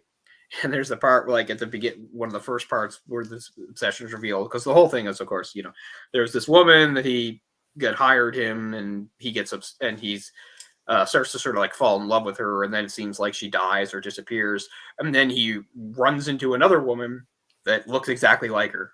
Twist, it actually is her, but she's pretending to be somebody else. And like and there's this whole scene where they're at a hotel where they started dating, and the idea is like he's in love with the woman he thought died or like that, and so he's doing everything he can. It's Heather Novak, beautiful actress from the era. And he says like, and he basically tries to remake her as her previous self, or as far as the audience at this point knows, like dead woman, you know. So he's telling her to like make her hair exactly the same and have the same dress and stuff like that. So that's like the first scene where they're in this hotel room and he's acting really obsessive. He's just saying, "Oh, I gotta fix the hair," and all, you know. And he's like, "Yeah, that's right." Like, so anyway, so Hitchcock is talking about that scene, and Hitchcock's like, I can't do his voice, but Hitchcock, you know, in his weird deep voice with his accent, saying like, at this point he has an erection. And he's like, of course I couldn't show that, but I really wanted the audience to know. It's pretty funny. Wow. It's just funny to think of like Jimmy Stewart with an erection. You did it, Clarence. You did it. I just picture Dana Carvey's impression. Yeah. I love Dana Carvey's. No, nobody did better, but I remember seeing some footage, I think I told you before, of actually Jim Carrey, of all people. Jim Carrey could do a very good Jimmy Stewart. And he was doing a bit where he just said, you know, like Jimmy Stewart, of course, was the ultimate sort of like optimistic guy, right? He's like, he could put like a positive spin on everything. He was like, so, you know, everything, nothing fazed him. He was always happy, and he put a positive. He's like, no matter how bad something was or got, like Jimmy Stewart had this wide-eyed innocence that would make it, you know, he could still make it seem, you know, good and bright. It's like, he's like, come on over here to the window. Look at that mushroom cloud. It's like, we're going to have ourselves a nuclear holocaust. Yeah, it's funny. Yeah, that is very true. It is pretty funny too, because she's like, let's go out or hang out, and he's just like, fuck off, I'm busy watching my neighbors through this telescope. Leave me alone, most glamorous and beautiful woman of the generation. Yeah. It's a metaphor for homosexuality. Exactly. So ahead of his time. He's actually in a really good old Western too, called The Naked Spur, where he's a little bit different, because it's like the only time I've ever seen him play kind of a tough guy. Again, it's kind of hard to picture Jimmy Stewart as a tough guy. And I'm not saying he pulls it off completely. It's not like, you know, it's not like Danny Trejo or something. But he does at least seem somewhat believable, as like he could be like, you know, he knows how to handle himself out on the range. Yeah, The Naked Spur is... I'm not a big fan of those old style Westerns from like the 40s, 50s, but that's one of the better ones that I like. And he's the main guy in that. I'm not a fan of westerns in general, but over the years, I've acquainted myself with various ones. I've They're tried. they're hit and miss for me. I don't even like a lot of the spaghetti westerns that people love so much, but that's just me personally. I just don't like the genre. Um, there are some modern ones that I like. Okay, like of course Unforgiven. Yeah. But yeah, My favorite Western is not like one of the great Westerns at all. It's like completely forgettable to most people, and that's the 90s film, The Quick and the Dead. uh-huh. I love The Quick and the Dead. I know it's not like a great film or anything. I just really enjoy it. I like all the actors and stuff. But I mean, we sort of danced around westerns on the show. We did the Australian Western, the Proposition, which I like quite a bit. We might have done at least one other Western style thing. I don't know. But I mean, as far as a lot of those classic Westerns go, they all kind of blend together in my mind. The Searchers is probably, if I had to pick like a John Wayne Western that's good, I'd say The Searchers is quite good. Because for once, John Wayne plays a character with actually a lot of depth. Although I don't know what contemporary audiences thought about it at the time. They probably just thought, yeah, go John Wayne. But if you watch it now, like he's like so racist in the movie that it's kind of like, oh, it's like, that's actually not a good thing. Is it racist towards like Indians or Native Americans, Native people? Yeah. Because the whole thing about The Searchers is about the search for this woman that was kidnapped by, she's a white woman who was kidnapped by Comanches. Those redskin bastards, we're going to get them all. I can imagine. There's some really, I don't know if they're intentionally funny, but there's some really funny moments in that movie. One is there's at some point where there's like, I can't remember why she's with them, but there's like some like middle-aged, slightly overweight Indian woman with them. Mm-hmm. And I'm trying to think, something like silly happens to one of them. Besides John Wayne, there's like a young guy too, right? There's like a young cowboy guy. And at some point, something sort of embarrassing happens to one of them. I can't remember what. I don't know, just some silly little thing. And she laughs at them. She goes, ha, ha, ha. And the young guy is so annoyed by this that he kicks her in the butt and she falls down a hill. Which is really cruel, but it's really funny to watch that he just has this reaction that he's so mad that he boots her and she goes rolling down this hill. There's also a scene towards the end of the movie where there's like a wedding, and during like a wedding like party, there's this whole part in a bar where like there's like a party and there's music and a fiddler's playing and a big fist fight breaks out. And people start like wailing on each other. And at one point, one of the main characters, it might be the same guy, like grabs the fiddle from the fiddle player and like smashes somebody over the head with it. And it's like busted all. And then like, as the fight ends, he just sort of like hands the fiddle back to the guy. And it's just like all busted. And it's just really funny looking. He's like, here you go. I don't know. It doesn't sound funny when I say it, but it's actually really funny to watch. He's just like, here's your fiddle. I don't know. I'd like to see it again because I forget a lot of it, but that's actually a good movie. Bloodthirsty Comanches. Yeah, there's a whole lot of backlash against him these days. Oh yeah, but like I said, if you watch that movie through a certain lens, it feels now more like they're making a point, like how flawed his character is. It's not just like, hey, he's the good white bad guy, and of course a good guy, and of course he hates these redskin motherfuckers. Like, if you can watch the movie now and you'd be like, this is sort of like a deeply flawed man, that's sort of haunted by all the stuff that happened to him, and he has these prejudices, blah blah blah. It's a much more compelling character than most of his characters, which are just like, I'm a tough guy and blah blah blah. Like, it seems the same way on the surface in this movie. It's the same thing. He's like an ornery old bastard, and he's tough as nails and stuff. But I think they do a better job of humanizing him in that movie. But wasn't he just like, the voice of a generation? He was the picturesque American man at the time. Oh yeah, for sure. I mean, one of the, not to be that dick, because I don't really care about him. It doesn't matter. I don't need to slander him. But it is true, that like he's remembered for like doing so many like patriotic style movies. He did a lot of like war movies, and yet like it's known that like during World War II, he took like all the steps he could to make sure he could avoid the draft because he did not want to go to the war. So he's just like, I need to distract the public, so I'll just make war movies.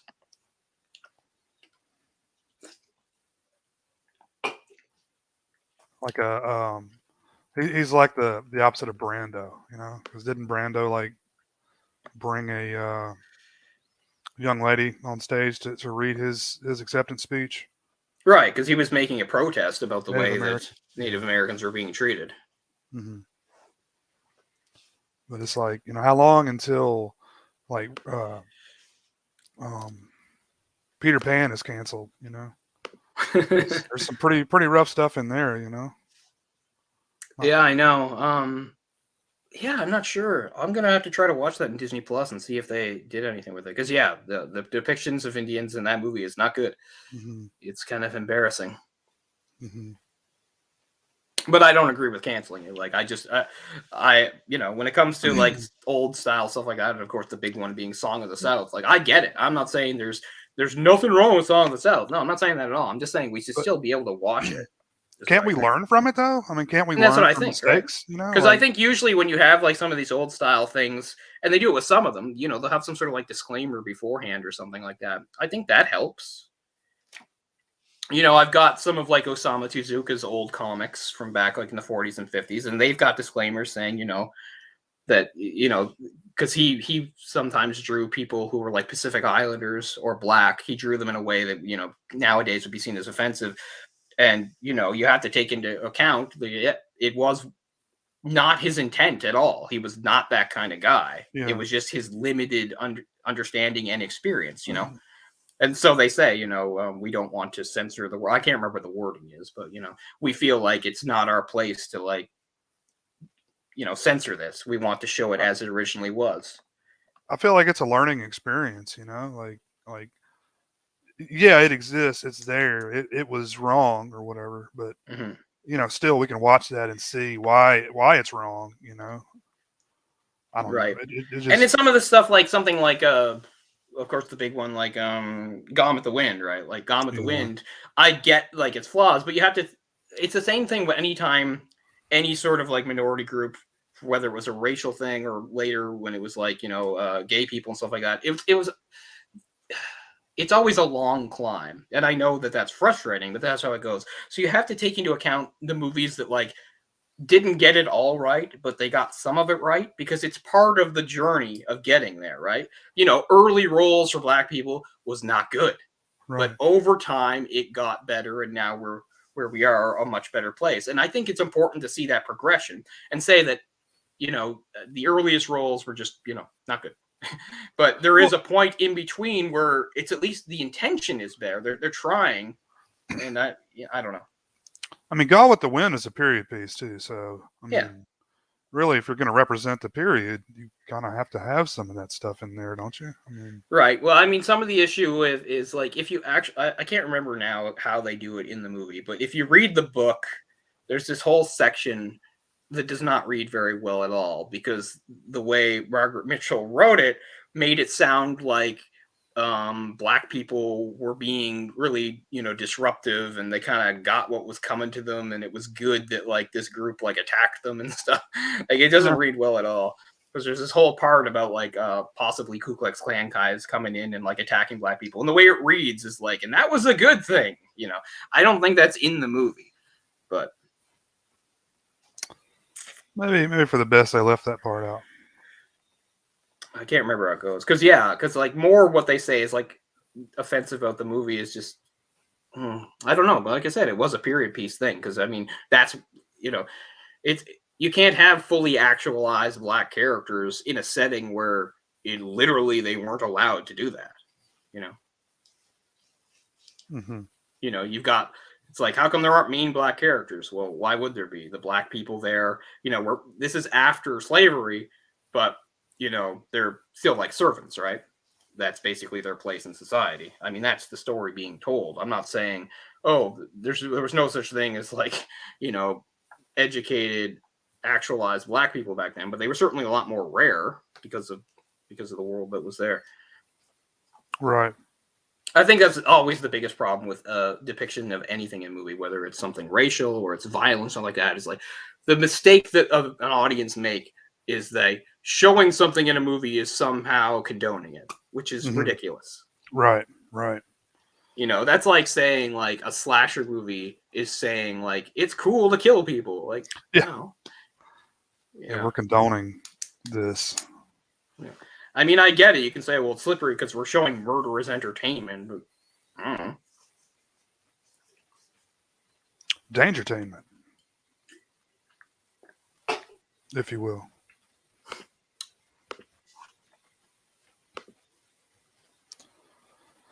Halloween Resurrection, still a better movie than the new one.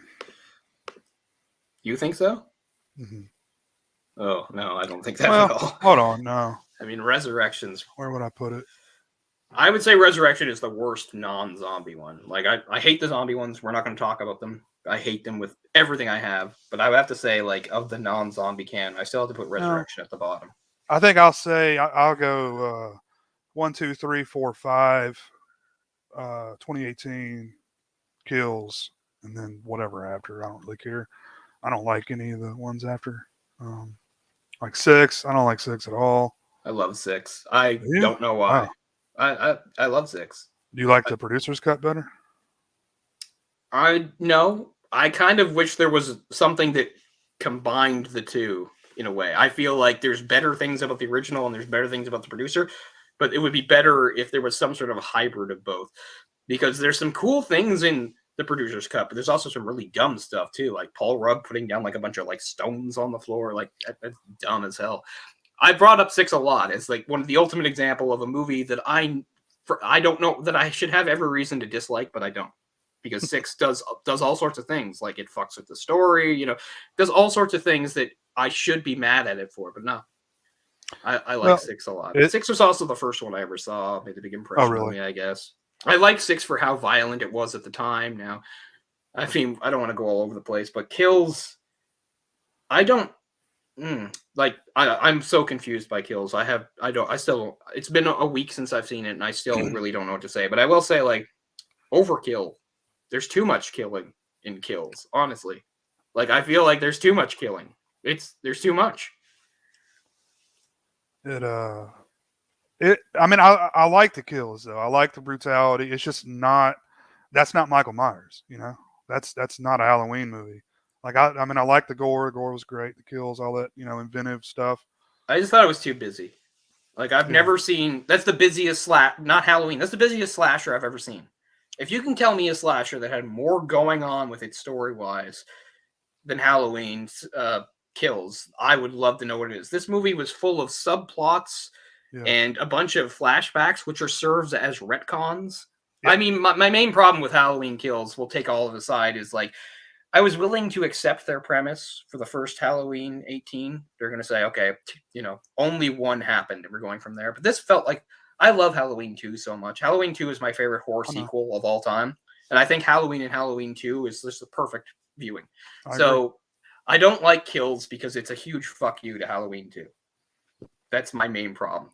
Because they go back. There's all these scenes in 1978 saying, this is what happened instead. This is what happened instead. And I'm like, it's not better. Well, and introducing new characters only to be killed off later, you know, like it's... How about bringing back characters to kill them 40 years later? It's like, here's Tommy. Here's that nurse that was in the car for 5 seconds. Tommy sucks in this movie, man. Yeah, like, big problem with that. That's my big problem. Anthony Michael Hall, is that the actor's name? Yeah, I guess. I think. Yeah, that's like I'm not with you in that. Like, I don't hate the movie, but I mean, if we're gonna talk about what I really don't like, that's right at the top. Yep, me too. I really don't like that. But yeah, my biggest problem is it's just like the first. They just seem to be making such a big deal. Because, I mean, I don't know. It's really, I keep starting and stopping. It's really hard. But, you know, there's several continuities in Halloween now. So there's the first one, which is Halloween, Halloween 2, 4, 5, 6.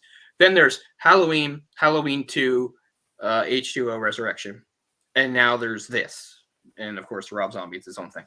And now there's this, which is Halloween, Halloween 2018, this. And I don't know. I just feel like, I don't know what it feels like the people that made both these movies hated to, and I don't understand why. Because in the first one, they throw down our throats. They have that scene where the granddaughter's walking down the thing. She's like, "I heard it was his brother." she was like his brother, or his, you know, he's her brother, and he's like, Right. not her brother. He's like, it almost like to the movie, it's like, not brother, Right. none of that bullshit. And then in this movie, they do the same thing again, where like Laurie's at the hospital. She's like, oh God, we got to stop him when he comes back. It's like, he's not going to come back. Remember? And they're like, remember, you dipshits who watched 2018? He only attacked the house because the doctor put him there. Right. And then they go, it's not about you. Like, I really feel like they're just wagging their finger at us. It's like, you guys were idiots for thinking this had anything to do with Laurie.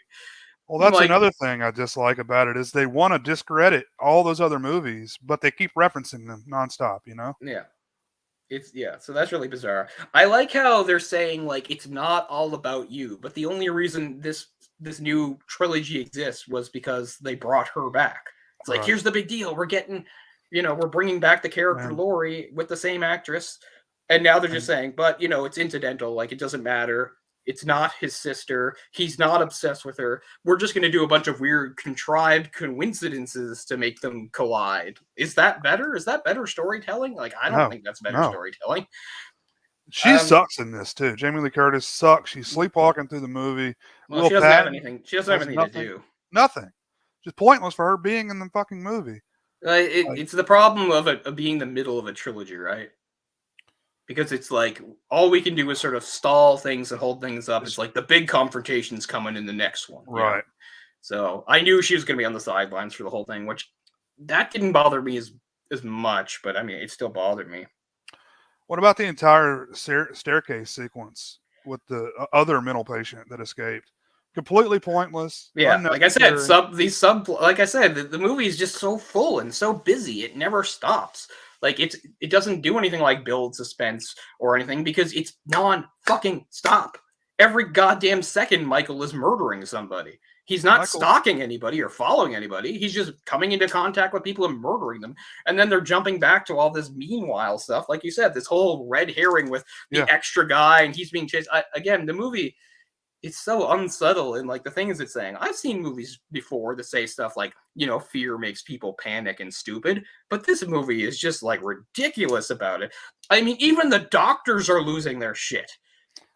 Because I think it's funny, like at one point you can accept the premise. There's a whole bunch of people at the hospital, and they're scared because they know Michael Myers is out there. They're also upset because they're trying to find people who might have been his victims. And the hospital can't tell them. They're like, is my friend or daughter or whatever, are they dead? Are they hurt? Where are they? I get that.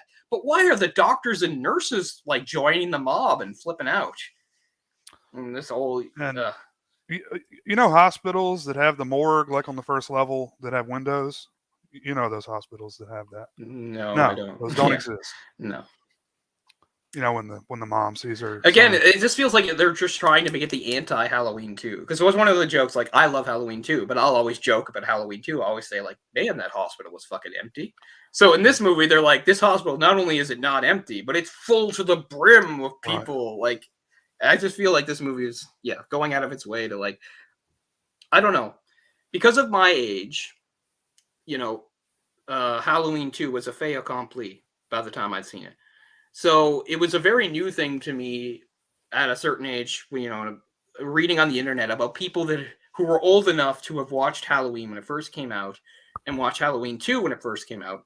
And that and it never occurred to me until I read it, that there were certain people who were disappointed by Halloween 2 because they thought the idea of the sister angle, was bad, and the Sam Hain thing was bad. And I can understand where they're coming from, but as somebody who just grew up watching both together, I just always accepted it. It never felt like a twist. It was just the story. I get it, though. There was 3 years between the movies. Carpenter did not make the second movie, so I'm not saying that's wrong. I just didn't realize that. Was there a buildup for 40-some years of people saying, can we please retcon that and fix it finally? Because I hate the sister angle. I hate Sam Hain. Like, I just didn't know people disliked it that much. Why does it really matter that much in the long run? I mean, if Laurie Strode would fucking die already, it wouldn't matter. As I said, that's why it feels like such a contradiction to me. They're trying to hammer home, okay, she's not his sister, and he's not obsessed with her. So why was it so important to bring her back for these movies? No idea. It's not important. If you're going to make a new Halloween trilogy, and then wipe the slate clean. Don't say, we love Halloween 78, and everything else is garbage. Right. And I don't think anyone says that. I haven't met anybody that said that before. Yeah, so I don't understand. Like I said, I don't get how we got to these movies. Like, I had a little inkling of it in 2018. I didn't know how bad it was going to get. And this movie, I get, just blows it up. They're just like, flashback to 1978, flashback to 1978. Because they're just like, remember how that stuff about him going after her in the hospital and then Loomis blowing him up at a final confrontation? Fuck no. We're going to have him stumble around and kill a few more people, and one of the cops is going to shoot his friend and cover that up so it can come back in his face 40 years later. It's so busy. Like, unnecessary. It's just so overcomplicated. Again, I still kind of like the movie more than 2018 because it's more entertaining than 2018, but it's kind of entertaining for the wrong reasons because, like I said, it's too busy. It never slows down. And I mean, I don't know. I get that the premise has always been Michael's kind of like an unstoppable killing machine, but it's taken too far. He's just killing people in gigantic groups. I don't watch slashers for that. I don't mind every once in a while, yeah, like a group gets taken out. That's the marketing for this movie, though, is body count. We knew that from the beginning. They've been ramping it up. It's too much for me. People. Body count, because, like you said, it's in the middle of a trilogy, so it's really. So there's no atmosphere, there's no suspense. It's just boom, boom, boom, boom. It has to bridge the first movie to the third movie, and it's doing that by being a body count movie. But look, I mean, people love that shit. People are eating this up. I mean, the reviews on this thing are either love it or hate it. Yeah. I don't really hate it. Once again, I don't love it or hate it. I'm more confused by it.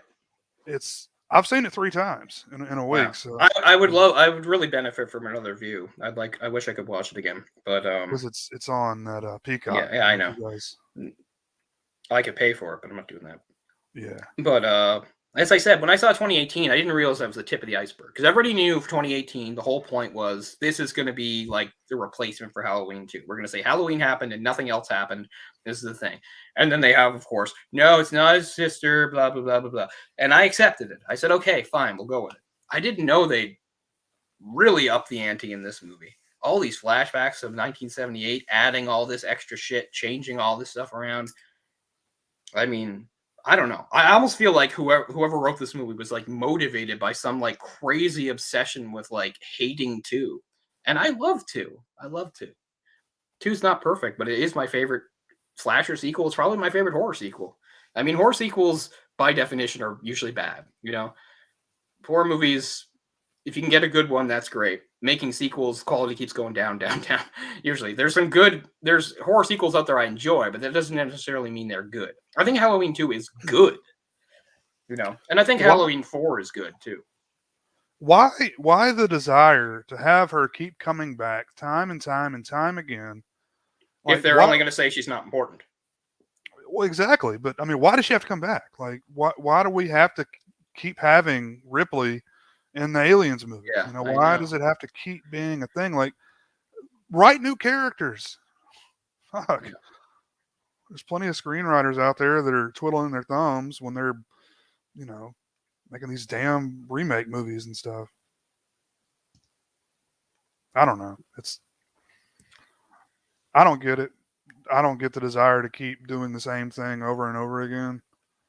I mean, you've got the character. You just told us that he's essentially beyond human. He's some sort of a, immortal type thing.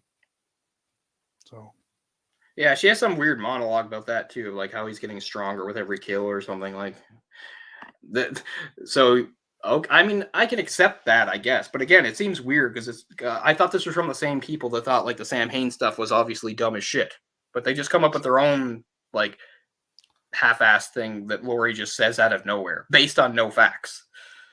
I thought it was dumb too, but at least it was something different, That's kind of the way I look at it, Yeah.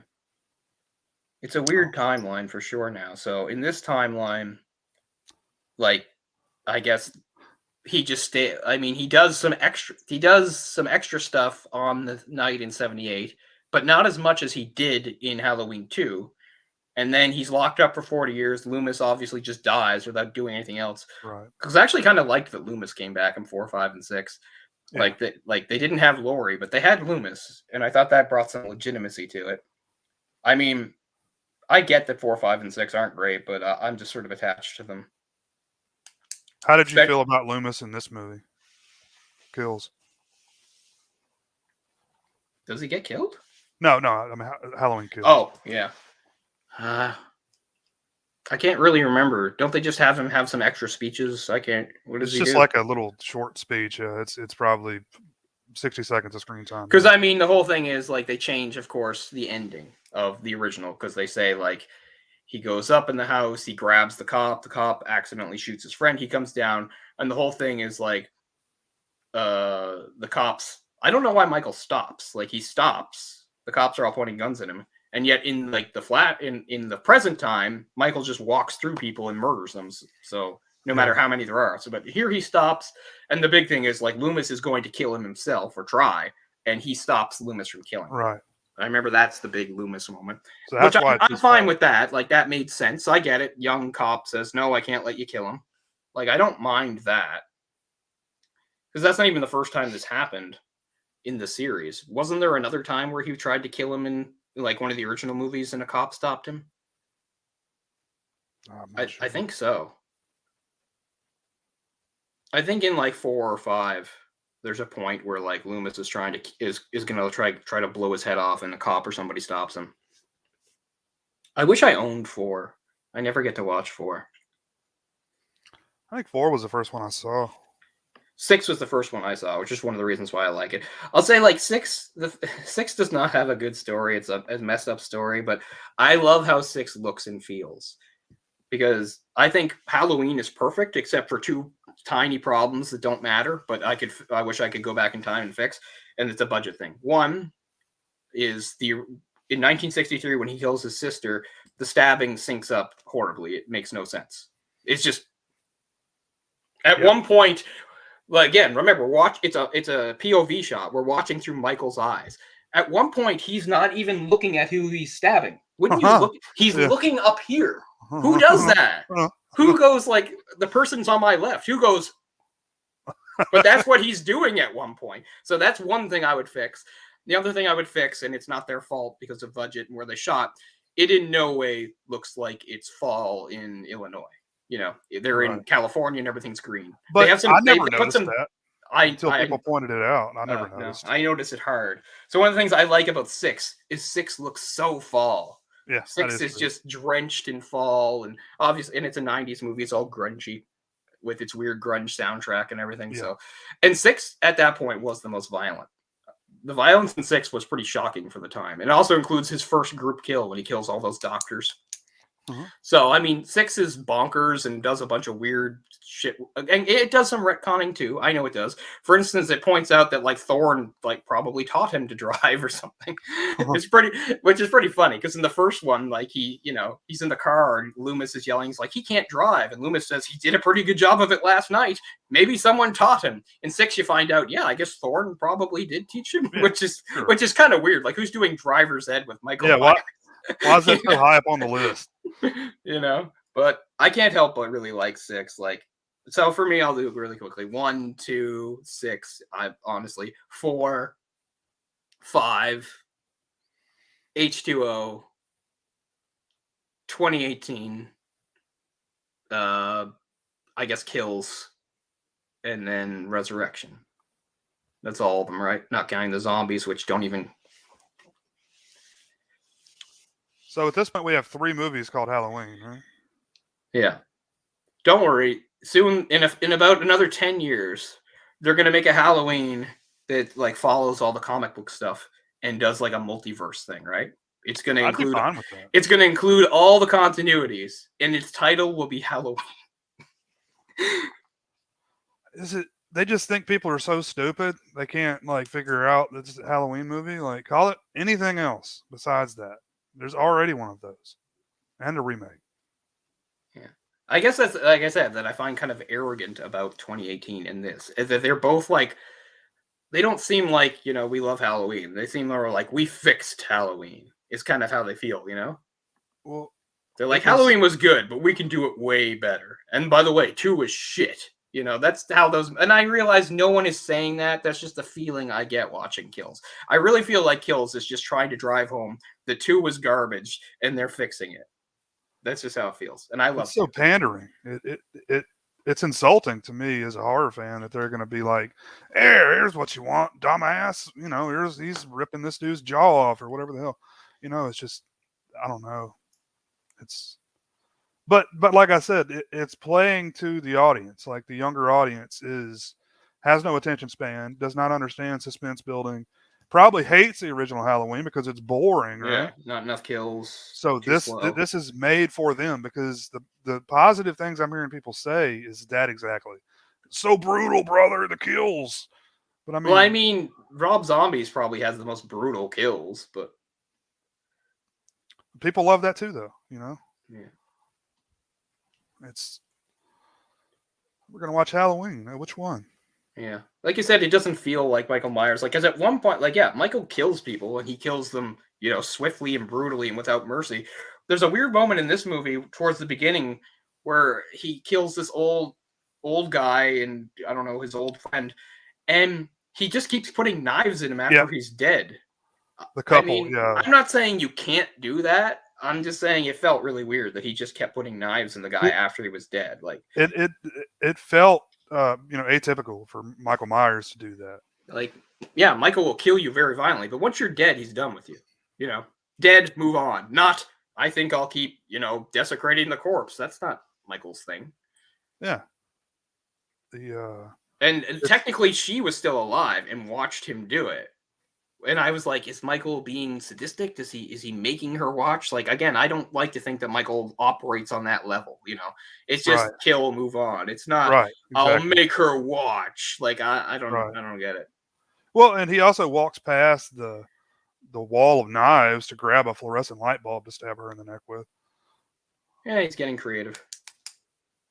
But then he wants to try the knives out. He wants to see how they work. I guess that's what it is. I'm going to test these knives, and I'll just keep putting them in this guy's back. This one's nice. Okay, I like that. Yeah. But it's really not Michael Myers. It's Michael Voorhees. Yeah. Which, again, that's what the younger audience wants. So play into their audience. So can't blame the studio. I think it's going to fall off after some time, like the user reviews or whatever. But as of now, people seem to enjoy it for the most part. I mean, I guess I'm glad it's out there and exists. I don't know. Halloween's my favorite horror franchise. It's tough. Is it? I think I'd say Nightmare on Elm Street's mine. Yeah, I'm going to start watching those movies in a little while. Now that we're getting close to Halloween, I've finally been watching. Oh, I finally watched those Demons movies. You like those, right? Demons and Demons 2? The Lamberto Bava? Yeah. I'd never seen them before. Oh, they're a lot of fun. Yeah. They also have such great color. Oh, I miss when movies popped with color like that. Yeah. Oh, yeah, I know, like horrible acting and stuff. But no, fun movies. Although I have to say there was this whole thing in like the mid 80s on where they were like, oh, you know how like heavy metal often, references like it doesn't actually sync up well to me. Like at least that kind of heavy metal. Like there's nothing scary about Scorpions or whoever's playing. Like I don't know. I don't link it. It doesn't feel like it fits. I'm like, just give me an ordinary chilling orchestral or whatever soundtrack or synthesizer or whatever. This like rock band rocking out does not really fit the mood for me. But was it Simon Boswell? Is that who did the music? Oh, I have no idea.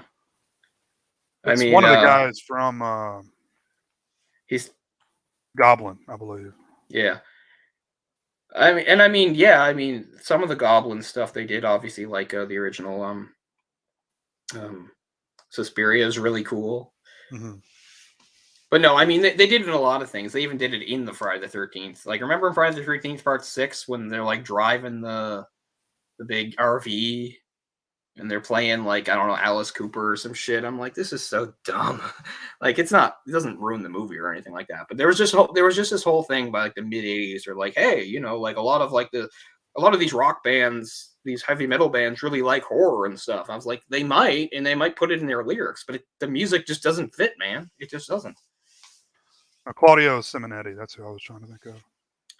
But anyway, they're pretty cool movies. Yeah, like you said, they're cheesy. The acting's bad, but they really pop with color, and they have something. I did have some problems with the second one because even in the first one, it was a bit too much, and in the second one, it was too much. Is like that the female characters were all absolutely hysterical every second.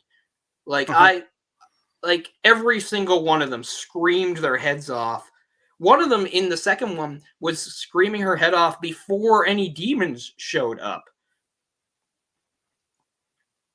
Yeah, that's not what I meant, though, Jake. I didn't mean messing with bodies in that way. Yeah, I know he placed them strategically, but that's not what I meant. But anyway, yeah, one of them, she gets stuck in an elevator.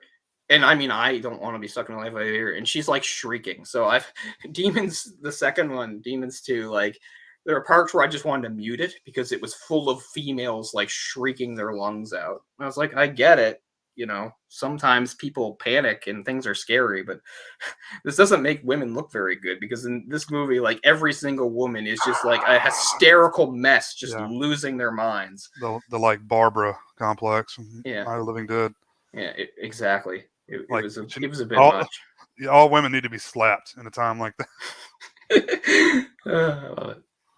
Yeah, part 2 is a pretty big drop off from the first one, but I still liked them both, though. I mean, what's his name? He's clearly not the talent his father was. His father made some brilliant movies, but they're cool. Yeah, so it was nice to finally see them after so many years. I knew what they were and everything, but I hadn't seen them. So it was nice to finally actually get the opportunity to watch them. I watched them back to back. Oh, cool. A good time to watch them this time of year, too. Yeah. I don't know. I've always equated like Halloween with demons. So I watch like Night of the Demons. That's one of my big ones to watch on. Also, if I'm really going to quibble, because there's no rule for this, but like that's not really what I think of when I think of demons. I don't think of demons as like infected humans. I think of demons as something completely separate from humans. I mean, they're humanoid, but they're, bigger, more monstrous. Yeah. Although this did had some weird rules, because sometimes like you would have a demon infected person, but then like a real demon might pop out of them. Right. So, and the first one, it was good. And the second one, it wasn't, because the thing that popped out looked like it belonged in Gremlins, not demons. Yeah. It popped out of maybe it's because it came out of a kid, was what they were saying. Like, because the kid got infected and then it came out. And it took her way too long. It took them way too long to kill it, but like that went on a little for a while, and it had its own screaming. So that was kind of hard to watch too, because the woman he was attacking was screeching, and it had its own high pitched screeching. So I was like, I have to turn this down because it's like an assault on my ears. But no, I'm glad to have finally seen them. But yeah, what I remember most is just like how much color they had and how well they pop. I mean. And I know I'll often shit on, especially 21st century movies in the 2000s. It was really great to put everything through like a blue or green filter. And that doesn't mean it never worked. Because I was thinking about the movie The Ring. The Ring has like a green filter, and I think that's actually perfect for it. Like The Ring is not the type of movie where you want the colors to pop. It's not that sort of movie. It's kind of like a dreary bleak. Like you get that. Where is it, like Maine or somewhere, wherever that movie takes place? Like the main part of it, like you get like the fog, Yeah, it really works for that movie. So I'm not saying it never works. It's just that it became like every movie in the 2000s, right? Like every movie is shot through some sort of like one thing like that. It's like the MTV horror remake. Yeah, Zack Snyder does it too. Yeah. What do you have against color, Zack Snyder? Jesus. I'm real mixed on Zack Snyder. Haven't seen his Justice League. I can't recommend it to you, man. You're not gonna want to watch 4 hours of that. I will admit that like I thought it couldn't the Justice League movie was shit, and I thought this is not gonna really change my mind on it. It's a lot better. It is. It's way better, and at least you understand. It does make you feel better that at least there was a reason for it, because I thought I was going to watch it and go, who cares? But I watched it and I was like, okay, yeah, this is completely different than the original. I understand why, Zack Snyder would have been upset, because they took a movie he was working on and changed like every single fucking thing about it. But I mean, I can't recommend it to you. I mean, I'm really burned out on superhero stuff. I mean, with a few exceptions. I do want to go see Venom, Venom Carnage, whatever it's called. I will not go see that. I can tell you that. I won't. I've got the unlimited, so it's not really going to cost me. I hated the first movie, and I'm just gonna dislike this even more. Not to mention, putting Carnage in the second movie almost feels pointless, considering in the first one the only enemy they gave him was a bigger Venom to start with. So now we're seeing him. He went from fighting a bigger Venom to now Carnage. I agree. It's the same, Also, in this universe, Carnage is bigger than Venom, and I don't like that either. I'm used to Cletus was a small, scrawny guy, and he was a lot smaller than. Carnage is bigger than Venom? In this movie, I didn't even know that. I haven't seen the trailer. Yeah, he's bigger, and he's way tall. He's like head and shoulders taller. And why does it have to be Woody Harrelson? Not that I don't like Woody Harrelson would have been fine 25 years ago. I mean, I like him. I like the guy. I like his acting. I just, God damn it, put somebody that we haven't seen before. I don't know, man. Well, that's how I feel about, a lot of the castings, right? I'm just like, I just get somebody that fits the character, and then they can become a star, like they did with Christopher Reeves. Nobody knew who Christopher Reeves was, but they were like, you know what? This guy could be a good Superman. And he was, and then he went had a career. So, yeah. Why did Scarlett Johansson have to be Black Widow, Yeah. Like, come on, man. I totally agree. Doesn't even attempt a Russian accent. I was really disappointed in that movie, too. The Black Widow movie. Really? Because the first 25 to half hour, I was locked in. I was like, man, this might be one of the better ones. And then it just goes off a cliff. It's too bad. That was again, I don't think it's bad. I don't think there's any bad MCU movies. They all have their part to play and do things, but I was really disappointed because it started off, I thought, really strong, and then very quickly became really uninteresting and stupid. And man, what do they have against the villains? I mean, if you want, as much as I think they've done a lot of good casting and stuff, I'm a little tired of all their tweaks on villains. Because I'll just say one more thing, really quickly, so we can get back to what we were talking about. But I respect that, okay, they took Thanos, and the Thanos of the comics, and I'm not saying this is wrong, I can live with it, but one of the cool things about the Thanos of the comics was that he was literally in love with death. In love with death. Death was an entity, he was in love with her, and that's why he wanted to kill people with the Infinity Stones, because he wanted to kill people and kill beings to impress death, cause as much death as he could. I don't mind that they changed that in the movie. They're like, okay, instead of him just being like a genocidal maniac who wants to kill everybody, we'll have him be a little more understandable. His idea is it's necessary. I don't enjoy killing people, but it's necessary to help, fix the universe, blah, blah, blah. If we take out half that population, that'll solve a lot of problems like hunger and stuff like that. And they make him fairly honorable, right? Okay, I'm not mad. I can see it. But they keep doing it with everybody. I don't always need the comic book villain or whoever to be understandable and relatable. Can't they just ever be bad guys? Because that's kind of that's what they do with Taskmaster in this, and this Taskmaster turns out to just be basically mindless anyway, and a tool, but also sympathetic, because we find out, they're like some kind of victim, and they don't even have motivation of their own. This isn't a huge problem, because I actually liked that they changed Ghost. Most people forget that Ant-Man, the second Ant-Man movie, had that character Ghost. I think it's cool that they made Ghost a girl, but I don't think it's cool that, once again, Ghost wasn't really a bad guy. She was just somebody in a tough position, trying to help herself. Yeah. I'm just getting a little tired of these villains that I'm always supposed to feel. Then again, I was really excited about the Winter Soldier, the Winter Soldier Falcon show. And I did like the show. But the whole point of the show was this group of terrorists known as the Flag Smashers. Once again, I'm supposed to feel sorry for them. And I'm supposed to understand that, yeah, they're doing bad things, but they have good intentions. The whole final few episodes is basically Falcon trying to reason with the leader of them. I don't want to see him having philosophical debates with them and talking about morality. Can't he just stop the bad guy? Oh wait, she's not a bad guy. She's just, misdirected and tough. I'm just a little tired of that. I just want some bad guys that are bad, and at least Carnage is. I'll give them that. Carnage is a bad guy out to do bad stuff. He's not sympathetic. He's not honorable. It's not, well, if you were in his shoes, he's a bad guy out to do bad stuff. So that's nice. I don't know. I've gotten a little tired of that with the thing, some of the Marvel movies lately.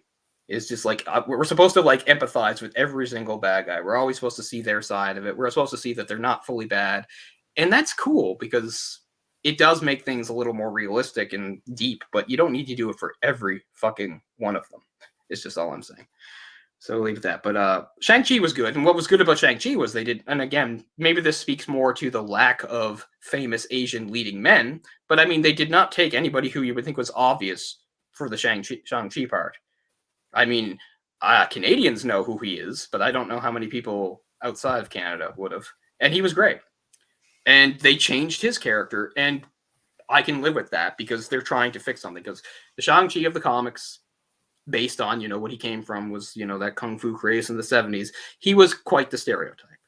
He was the super dedicated, driven, serious Asian martial artist. So I don't mind at all that for this version of the character, they're like, let's not do that. Let's give him like more of a, sense of humor. He won't be super intense and serious all the time. I think that's fine because I think that is helpful for eliminating a stereotype. Because, we don't need another Asian character like that, frankly. So I think that's a good thing. So I'm just trying to say, I'm not against some of these tweaks and changes. Sometimes I see how they are for the better. Plus, that movie's such a trip because you get to see Tony Leung in there. Once again, I don't think a lot of people who don't watch, like, Chinese movies, like, know what a fantastic actor Tony Leung is. He's one of the best. I love him in, like, every fucking thing he's ever done. And it's so cool to see him play like a Marvel villain, who, once again, is sympathetic. Oh, my God. Because he's just trying to get back to his wife. Come on, he's not a bad guy. Like, fuck off, man. He's the Mandarin. But anyway, I'll shut up.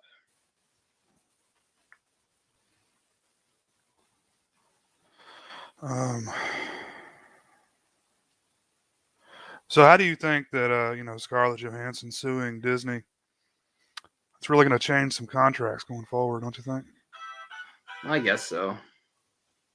I mean, I always lose sight of things when there's that much money. It's the same thing with, like, athletes. When you have an athlete and they get in, like, a contract dispute with their team, right? And they're holding out. And it always comes down to, it's not about the money, like dollars amounts. It's about being paid what they're worth. Like, if some player who's not as good as me is making $7.5 million a year, then that's not, then I should definitely make more than that. It's always, but I mean, as people who are not millionaires, we don't care about that. To us, it is dollars and cents and money. And it just looks like greed. So Scarlett Johansson, I'm sure from the principle of the thing, is probably right. But I still can't sympathize with her because at the end of the day, it's somebody making millions that's saying, give me millions more.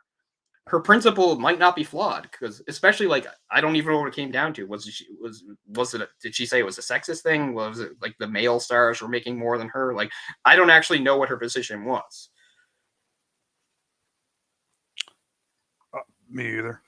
So I didn't really get into it, but I'm just saying, whenever that happens, I get where the party is coming from because they're operating on the principle, like, pay me what I'm worth, don't treat me, if you're giving this person that contract, then I should get that. Like, I get all that. But at the end of the day, it's about people who already make millions asking for millions more. So it's just never going to sit. It's just never going to sit well with me. It always just looks like greed to me.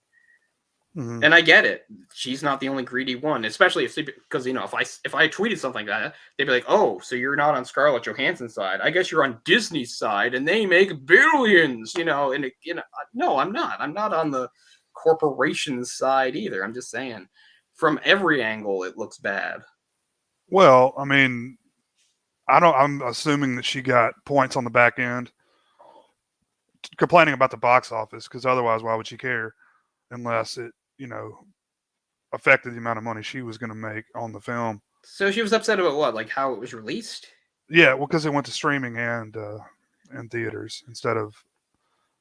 I mean, yeah, but this is all during the pandemic where a lot of stuff went to streaming. So, I mean, don't you have to take that into account that a lot of stuff that normally would have just had a theatrical release got the streaming release too because of the pandemic? Like, you can't just discount that.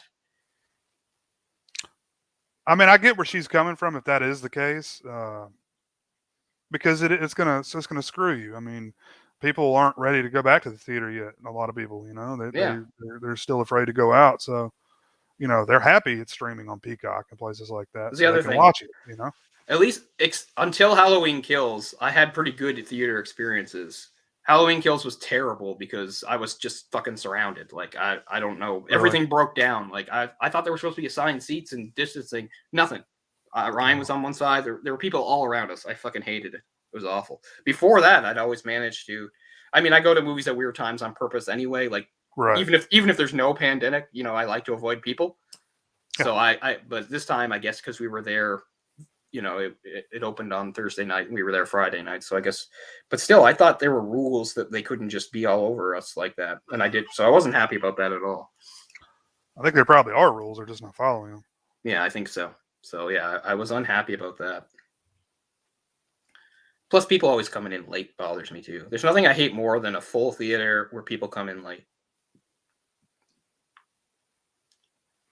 Yeah. Oh man, people came in. I mean, 20 minutes after the actual movie had started. Like, what the fuck's wrong with you? What's even the point? Yeah. I mean, considering how expensive it is to go to movies, I'm always surprised by people that have such a half-assed, haphazard attitude towards it. I'm like, I'm paying like 13, 14 bucks to watch this movie. So I think I'll do my best to, watch the movie. And yet some people are like, who gives a shit? Maybe none of these people are paying for their own tickets. Maybe somebody else bought them for them. I don't know. But I mean, these aren't like kids whose parents bought them tickets. These are full grown adults. And they're like, I have so much disposable income, it doesn't matter. Well, it's the same people that they're on their phones while the movie's going at the theater. Like, why are you here? Yeah. Just go to your house and watch something on television and scroll through your phone. Yeah. Like I said, I'm like you and a lot of our friends. Like, I like the theater experience, and I try to stick up for it. And this is what's annoying to me is I'll often see people on Twitter bitch and say like how done they are with the theater and how much better it is to stream from home. I'm not going to try to argue with them. That's great. Good. I don't want you there. That's perfect. Yeah. Let me go to the theater and you stay home and watch a movie however you want to watch a movie. It's something that is very important to me, the theatrical experience. Which I don't mind at all if somebody says like the theater is so expensive and the food and if they have complaints like that, I get it and I have no problem. But if people if their problem with seeing a movie in the theater is that they just simply can't follow the simple rules, like fuck off. Like, I hate that I have to stay in my seat or something like that. Or I hate that I can't look on my phone. I hate that I can't talk. Like, Jesus Christ, it's like 2 hours. You can't shut up for 2 hours. You can't sit still for 2 hours. That's again, common these are not little children. These are full-grown adults, and they can't handle that. That's common courtesy. Because if you're in your own home, watch a movie however you want.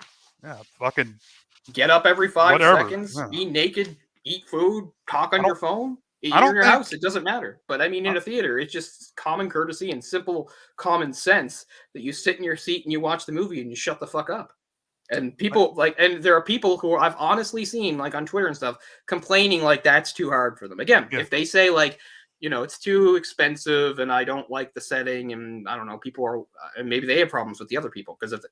But I mean, I've seen people, their actual complaint about the theater is like, they don't like those rules being imposed on them. Like, why would I pay money to have like them make me do all this stuff when I can just watch at home? I don't know. Watch at home. Good. I don't want to see you at the goddamn theater. I agree. 100%. Maybe it's not for you. I mean, if you're that easily going to dismiss what's going on in front of you, why are you even there?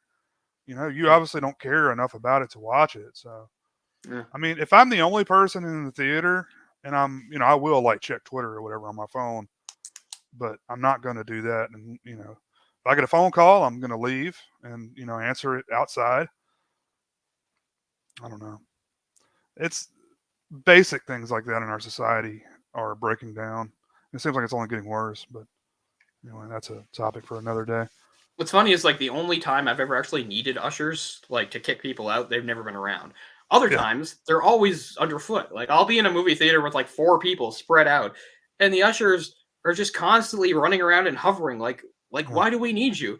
And yet I've had times in a much more full theater where people are near me and they're being disruptive and talking and I'm like, I would love for you to come over and tell them to shut up and there's just nobody.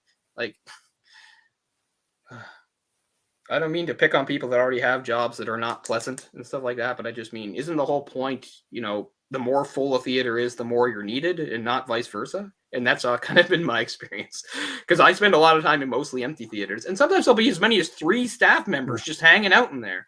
And yet in times when there's more people and people might be disruptive and I need them, I can't find them. Nowhere to be found. Someone was saying when they saw Halloween Kills, someone had like a newborn in there.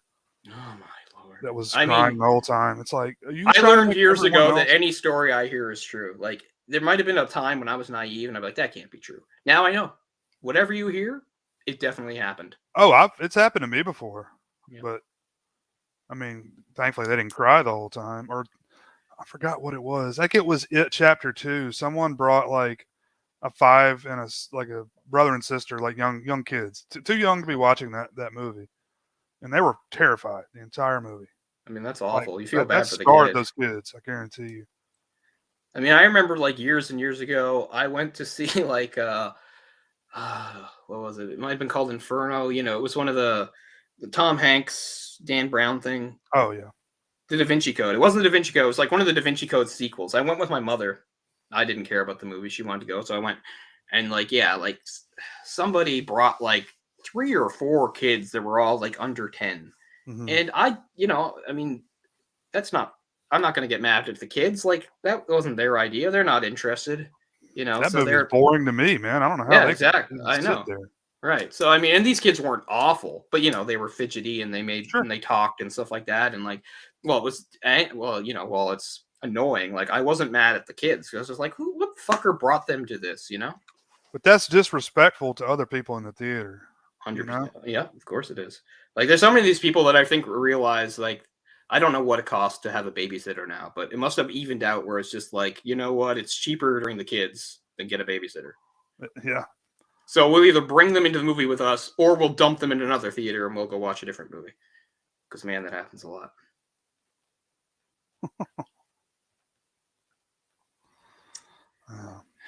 But I could bitch about that for another half hour, but yeah, I guess we can move on. But Halloween Kills, I wish I could watch again because it's been rattling around in my brain for a whole week because I've tried to like sort it out. But yeah, my biggest problem was like it just feels like a fuck you to Halloween 2. Like, they were like, it's so necessary to erase Halloween 2 so we can give you this, and it's just so busy and never stopping. Like, I don't know. It kind of takes away the mystique of what I liked about Halloween because I mean, I like the Friday the 13th, but as the Friday the 13th went, they did the whole escalation thing. I like that Halloween was a little more subtle, a little more restrained, and like that's just out the window now. It's like you said, body count, whatever, and I don't know. I could live with Michael coming out of the house and killing a bunch of firefighters because that happened, and have that be the only thing in the movie. But then he fights a mob too. I'm like, I don't need him fighting big groups of people. I mean, I like that. I just feel like it's not appropriate in this movie, in a Michael Myers movie. But in general, I love the gore and the brutality. That's what I do like about the film, So I like the typical slasher setup where people are being like stalked and picked off one at a time. I don't mind if 2 or 3 get hit at once, but a big group just never works for me. I mean, maybe once in a while. Like I said, since the situation was he was coming out of the house and there were firefighters, I could live with that. I was like, okay, we're gonna have a group kill here. It makes sense. It's necessary for him to get out of the house, and there is a group, so he kills them. Although I have to say, let's quibble again. Like, the firefighters, I realize, are not trained fighters, but they must have learned fighting from watching like old martial arts movies where like a guy gets surrounded by 10 ninjas. And then they all attack him one at a time. Because the firefighters are all like, let's get our weapons ready. And I'll patiently wait back while Fred goes up and tries. Oh, Fred got killed. Yeah. Your turn, Jim. Go up. Like, that's what they did. They all, you see shots of him engaging them. And the other firefighters are just in the background, like, patiently watching. Like, shouldn't you all rush him at once? Like, I mean, I would accept that they would die anyway. Michael's going to kill them regardless. But things like that bother me. Like, you can literally see like a guy like bringing an axe at Michael. Michael's like, they're struggling for the axe. And you can see 2 or 3 guys in the background just watching. It's so dumb. Yeah, it is dumb. I agree. It's like attack one at a time. It's respectful. We want to be fair. want to be fair with this mass psycho killer. So yeah. Yeah. So I have a lot. I'm still sorting through my emotions on kills, but at the end of the day, it was like it also makes me dislike 2018 more by being attached to it. Because when 2018 came out, I didn't dislike it or like it. I was like, it's fine. Like I get what they're doing. I don't love it, but okay, cool. You know, it is kind of interesting to see Michael that old, I guess, blah blah blah. But now this movie kind of retroactively makes me dislike 2018 more because it's the setup for this movie. I agree. So once again, it just all comes down to like they seem to really hate 2, and I like 2. See that mask? It's a bit much. Isn't that terrible? It's like mustard yellow. Yeah. I mean, that's after he's been in the fire and stuff, though. I mean, I get it to a certain extent. But yeah, as Jake said, like a half hour ago when I was talking about 6, like 6 is very aesthetically pleasing. The story is stupid, but it has a really good look and feel, and I guess that's why I like it. You know, I can see why. I will always accept Paul Rudd as Tommy over that bald fuck. I was about to say I can see why Paul Rudd turned this down. Oh yeah, you don't want to see the was he actually offered? I would hope so. I don't think he would be. Why would go to Anthony Michael Hall? I mean, because their whole point is wiping the slate clean. If they're saying 2 never happened, they're sure as shit saying 6 didn't happen. Okay. Why would they say, "Oh, let's show respect to fans of 6 by bringing Paul Rudd back"? Like they're like, "Fuck 6, flush it. We don't even like 2." Yeah. But I mean, I can tell the logic they're using. So there's no way they ever considered Paul Rudd because why would they? They're trying to make a completely clean break, change everything. But yeah, because I mean, as flawed as the story in 6 is, I am fine with that as Tommy. At that point, Tommy's like 25, 26 years old. And I accept this idea of Tommy being like obsessed and blah, blah, blah. I hate this broken down, sad Tommy that is like part of some group that never shuts the fuck up about it. He's got a chip on his shoulder. Yeah. And he's just like, I'm going to lead everybody and cheers. And like he's a badass. Like, what? Yeah. He's got a baseball bat called like Lucille or some shit. Like it's. Well, it wasn't his. It was the bar owners. But whatever. Yeah, he took it. It's stupid. I'm gonna get him. Like why you, of all people? And is like again like intro. I keep getting sidetracked. We talk forever, but I just might as well say like they took Lonnie, poor Lonnie from the original. They're like, he's gonna be somebody. We're gonna bring him back. Hey, guess what? He's the boyfriend's father. Mm-hmm. Okay, yeah. I guess. And then like there's this whole part where like they have the mob, we're gonna go after Michael, and Lori's like, that's a bad idea. And her granddaughter's like, fuck it, I'm gonna go, and you can't stop me. But she doesn't go with the mob. Instead, it's just Lonnie, his dumbass son, and her. And they're like, we're gonna get Michael by ourselves. And then he's like, it's too dangerous, you wait in the car. Like, what kind of parenting is that? The psycho killer, I think, is in this house. I have 2 minors with me, including my son. What I'm going to do is go in by myself and either get killed or leave them by themselves to get killed. Like, that's his plan for taking out Michael Myers? He says, I just brought my kid to the belly of the beast or whatever he called it, Yeah, but referencing it doesn't make it acceptable. Right. Well, this is really stupid, isn't it? That's kind of what he says. I mean, it is. I mean, at least they've had this whole strength in numbers thing with the mob, but his idea was, I'll go in by myself, you 2 teenagers wait out here. So either I get killed by myself or he kills you by yourself. So stupid. One of the things that obviously sat wrong with me and a lot of people was the fact that the boyfriend lived in the first one. Now we realize he lived just so they could kill him really brutally in this one. Yeah. But Jesus, it was a little, again, overkill. Okay. Yeah. Like, Michael's like swinging him around like a rag doll, and he's still somehow alive, and then he like snaps his neck. Yeah. Like, I thought that kill was ridiculous and not at all cool. That was silly. And no one in this movie knows how to use guns. Like the nurse has a Desert Eagle, and she's like, I got this. And he like slams the door on her, and she shoots herself in the face. Yeah, I mean, the old lady at that close range, there's nothing to using a gun. Like, I get that to use a gun properly in a lot of situations, you do have to practice it with it and know how to use it. But I mean, if you're in a car and they open the car door, I'm pretty sure you can shoot them. I'm pretty sure I could do that with no training. Somebody opens the car door and I shoot them. That's the benefit of a gun. Distance is your friend. Yeah. you don't have to touch him with the gun to use it. You know, that's like she does with the shotgun in the house. The daughter like pokes him with it first, and then he like hits it away or whatever. You know. Yeah. You realize you have a long range weapon. Yeah. You can shoot at him from across a room. Yeah. I don't get it, but it's a movie. I know. I mean, that's why I really like choreography with stuff like Batman or Daredevil, where they make a point of showing them crossing the distance and stuff like that. Like, because sometimes in some of the early ones, it's like, again, like, you have him dead to rights, just shoot him. Like, I hate that kind of stuff. But if you watch, say, like the Daredevil show, they do a really good job of explaining why they might miss or how he's able to cross distance and use things. It's just not like, instead of a case of being, this guy's flipping around kicking people and for some reason I can't shoot him. Like, they logically have done some good scenarios where like it's believable that he can like get to them. But they don't do that at all in this. In this, like you said, they're just like poking him with the gun. And like, why would you do that?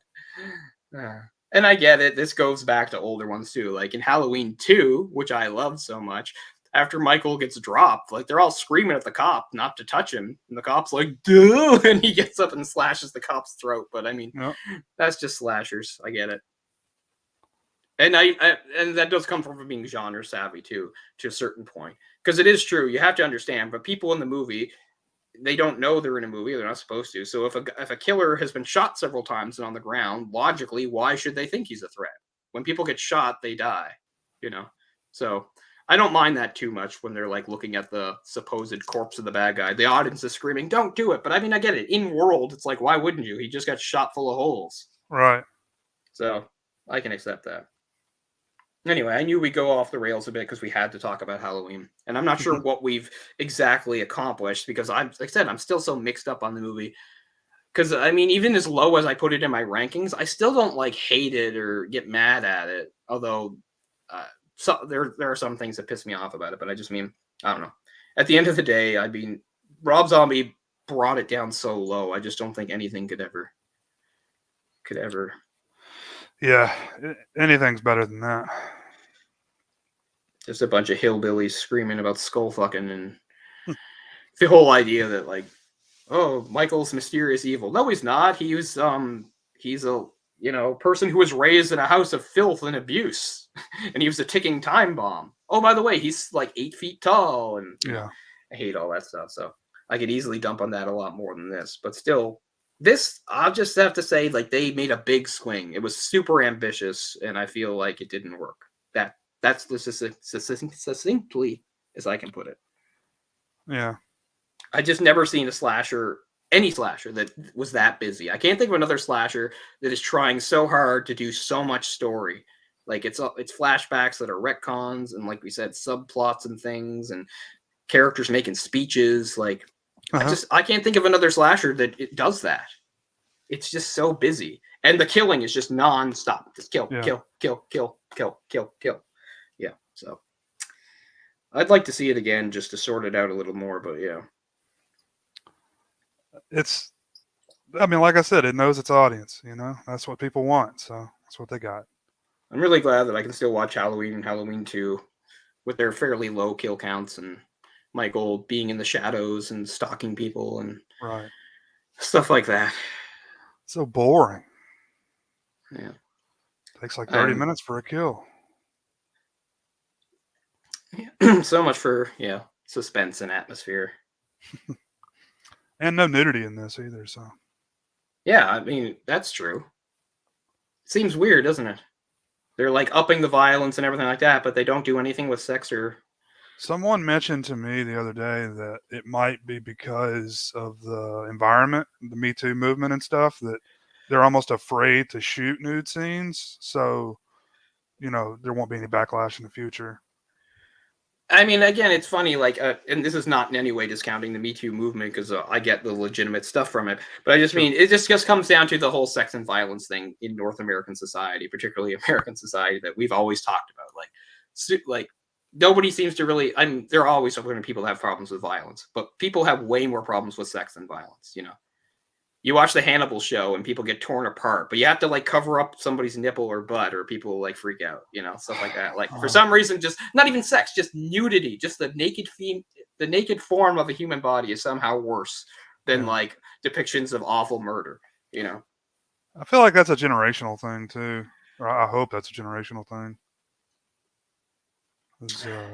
It's just a real Western thing to be really hung up on. Puritanical. Yeah, about like sex stuff. Yeah. And sex stuff just makes people more uncomfortable. Again, people like we talked about this before. People seem to be more comfortable with like subject matter like cannibalism than like sexual assault.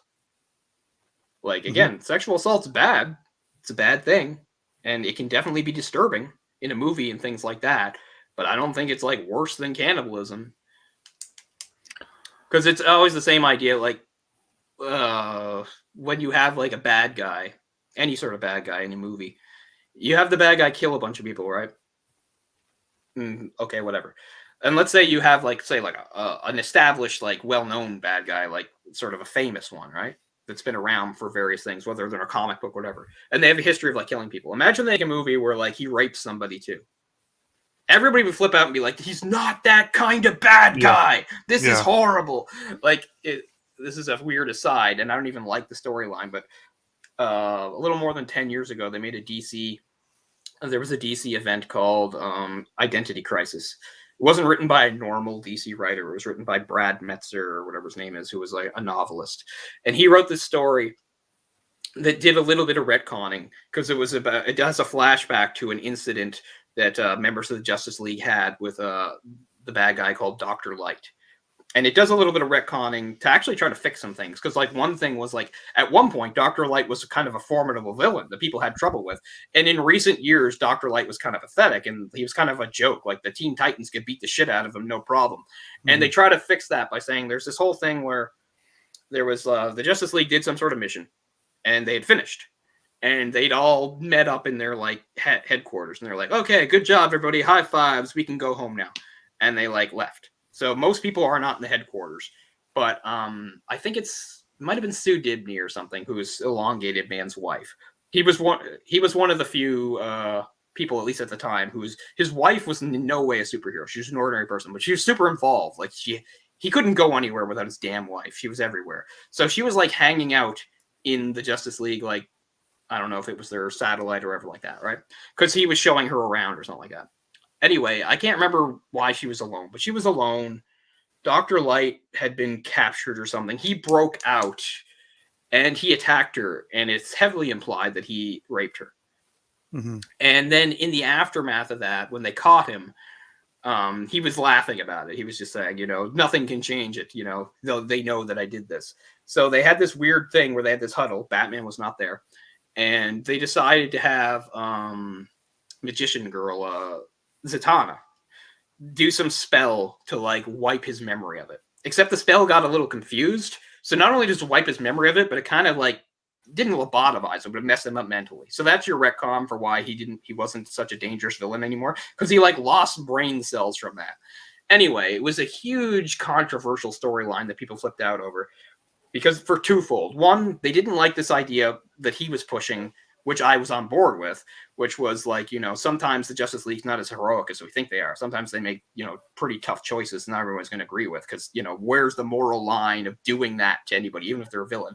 And some people were just like, it's not right to have like a supervillain rape somebody. Like to them, this guy could kill everybody. He could blow up the world, whatever. But the idea that he would to hurt, because the idea was, I'm going to hurt you. I know you're the wife of one of my enemies, so I'm going to rape you because I know it will hurt him. To me, that makes perfect sense. Yeah. I'm not saying there should be more rape, but a lot of people are like, no. So, and that's kind of the same thing. So I don't get it. I mean, rape's not good or pleasant, but I just mean, I think you can put it in storylines and it makes sense. But some people are just like, it has no place. And I'm like, that doesn't even make any sense. And again, we're okay with like violence and people ripping off limbs and beating them to death with it and stuff. But the second like some sexual assault gets put in there, you get all queasy. I agree. I'm just saying, if you're good, I don't know. They're both, violence is bad. Sexual violence is bad. But, and in real life, neither are good, and we should be, upset by them. But I don't know.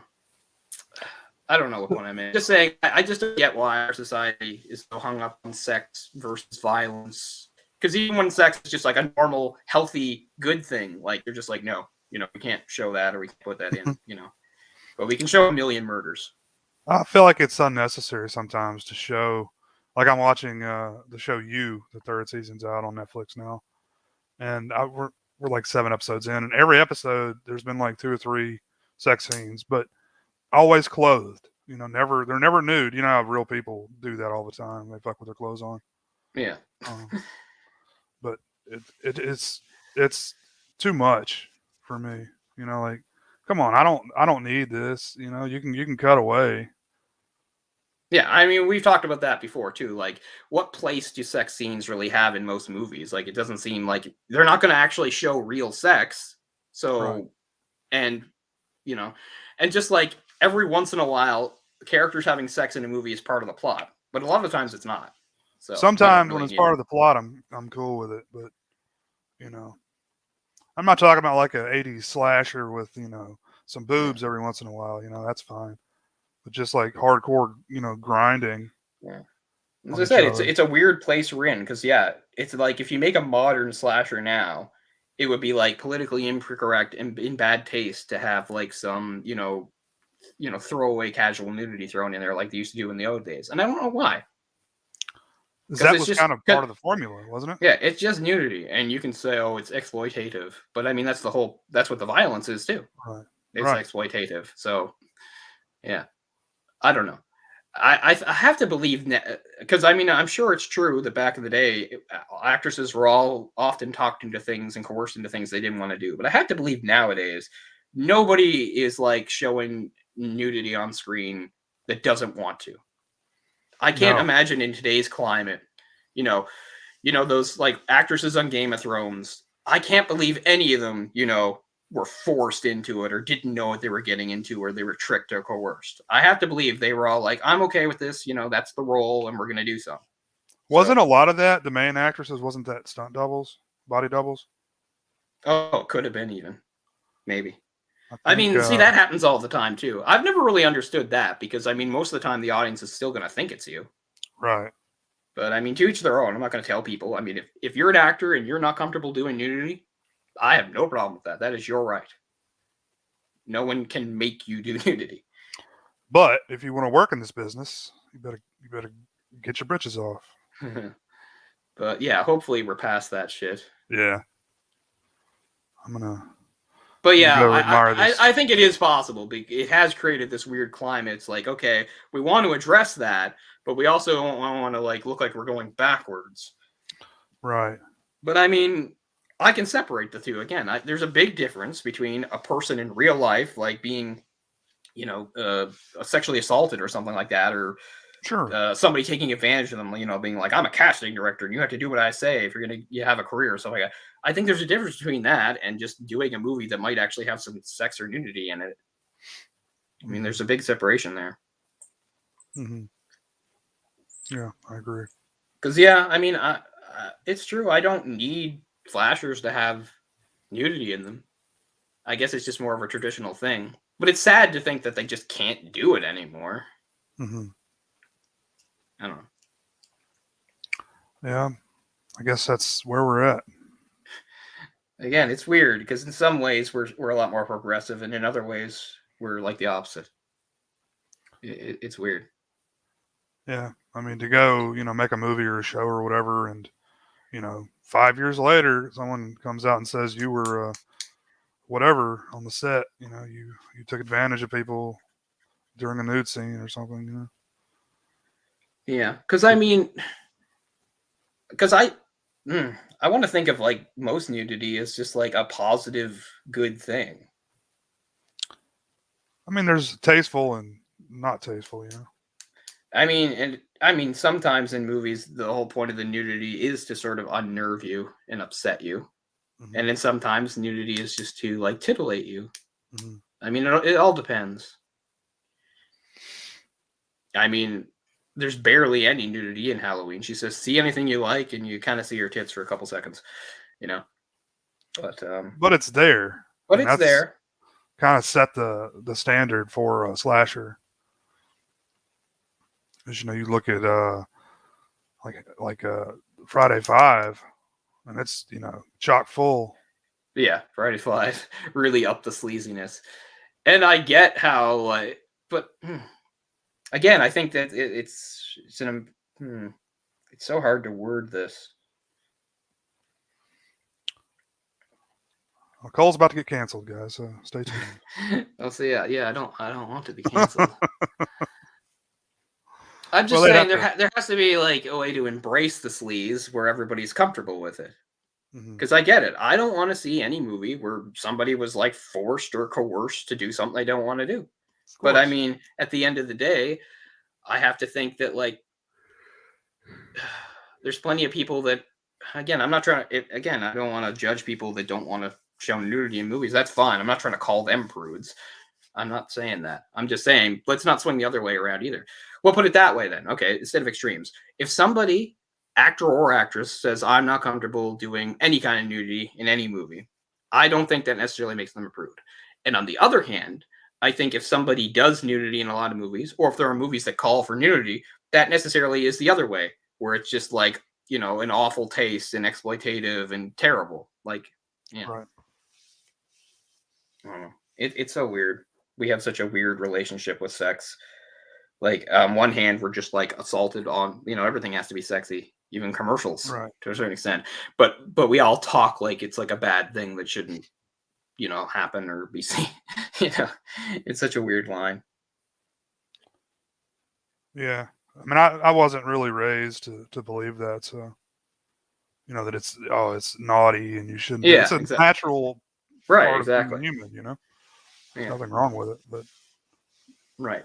I think when you're raised in like a really like that's where the psychos come from. Like from like, you get, beat if you get an erection or something, Yeah, like exactly. that's how you get a Ted Bundy. Yeah, repression and things. I keep killing my mother over and over. But yeah, it's just like I said, I'll just always find it amusing and kind of a little sad that we can have like movies and shows that will show like grisly murders, and that's pretty much accepted and okay. But if like they slipped like some ordinary, I'm not talking about a rape scene, I'm talking about just some ordinary nudity like into it, like how many people would flip out? It's like the reaction of like that, like the Janet Jackson thing at the Super Bowl. Like, who fucking cares? And yet, everybody apparently, like, Everybody cares. like it was like the worst thing they ever saw. Who was really watching the show? I mean, who watches the Super Bowl halftime thing? It's as lame as it gets. Yeah. And I Get guess the they got Rolling past it Stones because, like I in, man. said, like a couple years ago, they were like, I think we're safe from all that now. Because here's like Shakira and whoever basically doing like a Oh, they burlesque strip show. Like they they really sexualized. Again, I don't care. I'm just saying, what is your line here? I'm really confused. yeah, they kind of turned it up to be like we don't yeah, we're not like that anymore. We're all about the sex appeal and Again, is that progress? I don't know. It's a super time halftime show. I don't really know what it's supposed to be. When it began, it was fucking marching bands. You know, yeah. it mutated into something, this massive spectacle. So I'm just saying, and I'm saying if it is spectacle, then I can totally accept like sex as part of it. Again, it's not like a live sex show. I'm just saying I don't think it's harmful, even for like kids to see that. Like I don't think it's harmful. It's different. Nudity is not sex. Hmm. Hmm. Anyway, we've gotten to talk about all sorts of crazy things. We'll come back around to Hitchcock and Shadow of a Doubt. So yeah, this movie has like it's definitely like some logistical flaws and some odd choices and a lot of the character, but I think a lot of things are done on purpose. Like I think the whole point is the two Charlies are really the only sort of characters with any depth. Everybody around them is just sort of cliches and stock characters. The innocence of the town is kind of overdone, but again, they're trying to make a point here of them being so idyllic and happy and then having evil in their midst, stuff like that. So I can accept all that. I think it's good. It's pretty good suspense for its era. Hmm. That's why I'm kind of glad there is a Stoker, because it does take some darker ideas and explore them, like young Charlie. have her connection to her uncle being that she actually has some, kind of violent sociopathic tendencies herself. That's a cool thing. So I don't know if we'll get to do that or not. But for this movie, yeah, I mean, it really does come down to the two leads, who I think are both really good. Hitchcock doing his thing with the camera, his various shots. It's funny because some of the dialogue is sort of silly and throwaway, but then there's some really good dialogue, like the stuff in the bar, that I think is very powerful.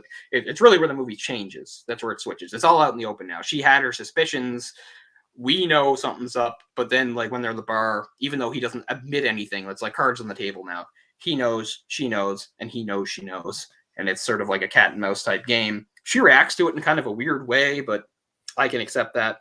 That whole thing where it's like, all she really cares about, she's not even worried about him being a danger to her family. She's worried about him being like caught and like it being like a blight on her family, like, her and her mother being really upset to find out that's what her brother is. So her whole thing is just go away, and if you won't go away, I'll kill you myself.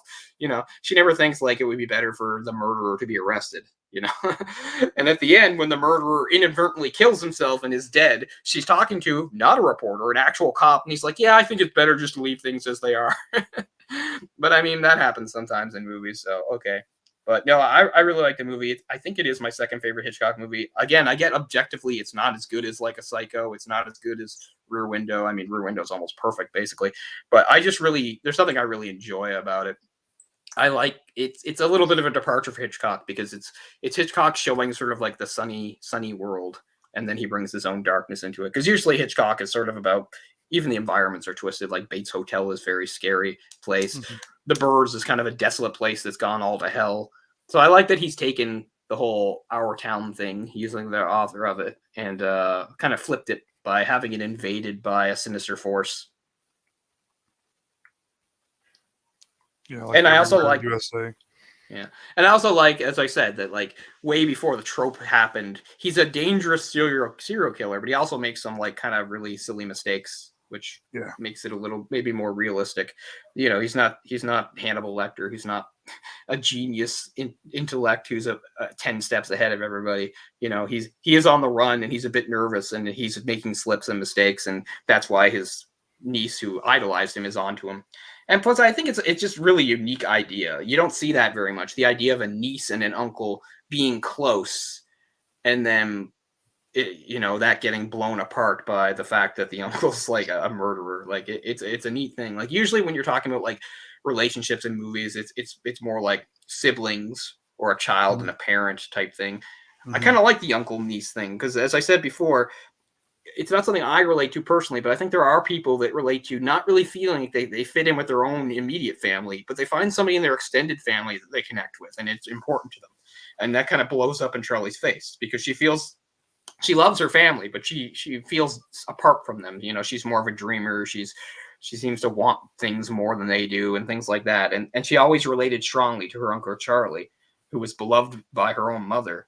And then, her world is kind of shattered by this revelation that he's actually this murderer. Mm-hmm. Yeah, I liked it quite a bit. The only problems I really had with it was some of the dialogue. The delivery was almost so fast. Like someone would say something and then someone would respond like instantly. Oh, that's the 40s for you. Yeah, the 40s is rapid fire dialogue. That's like every movie in the goddamn 40s. It's not realistic to me personally, but yeah, I mean, I'm fine with it. Yeah, it's interesting because, as we said, the dialogue is so throwaway in some places, and it's so good in others, which I think is kind of intentional to really just, again, center on the two main characters. They're the ones that are really saying the things of substance. Oh, I will very quickly comment though that like that is mentioned at the very end, right, when she's talking to the cop, because she says like he said like the world is ugly already and full of chaos. Like he said, he had sort of that nihilistic view. It's like the world is ugly and terrible, so who cares what happens? And he has the very sort of optimistic 20th century American view of that. He's just like, well, the world can get kind of crazy sometimes, yes, but we just have to watch it. Or he says something like that, something kind of hopeful. It's not brilliant, but at least they address it. I do like that she feels the need to be reassured, and he tries his best to reassure her, which comes down to the other thing, right? It's like the world, oh my god, sometimes you're watching TV or in your Twitter and it's just like everything is fucking awful. Like, most people are so stupid and destructive, and you see like racism and terrorism and things like that, and you're like, Jesus. But I still cling to this idea that in general people are good. That more people are good than bad. And I guess that's kind of what's at the movie. It's like you uncovered something horrible and the world can get pretty bad and dark, but don't lose faith that, because most people are good, is kind of what they're saying. So.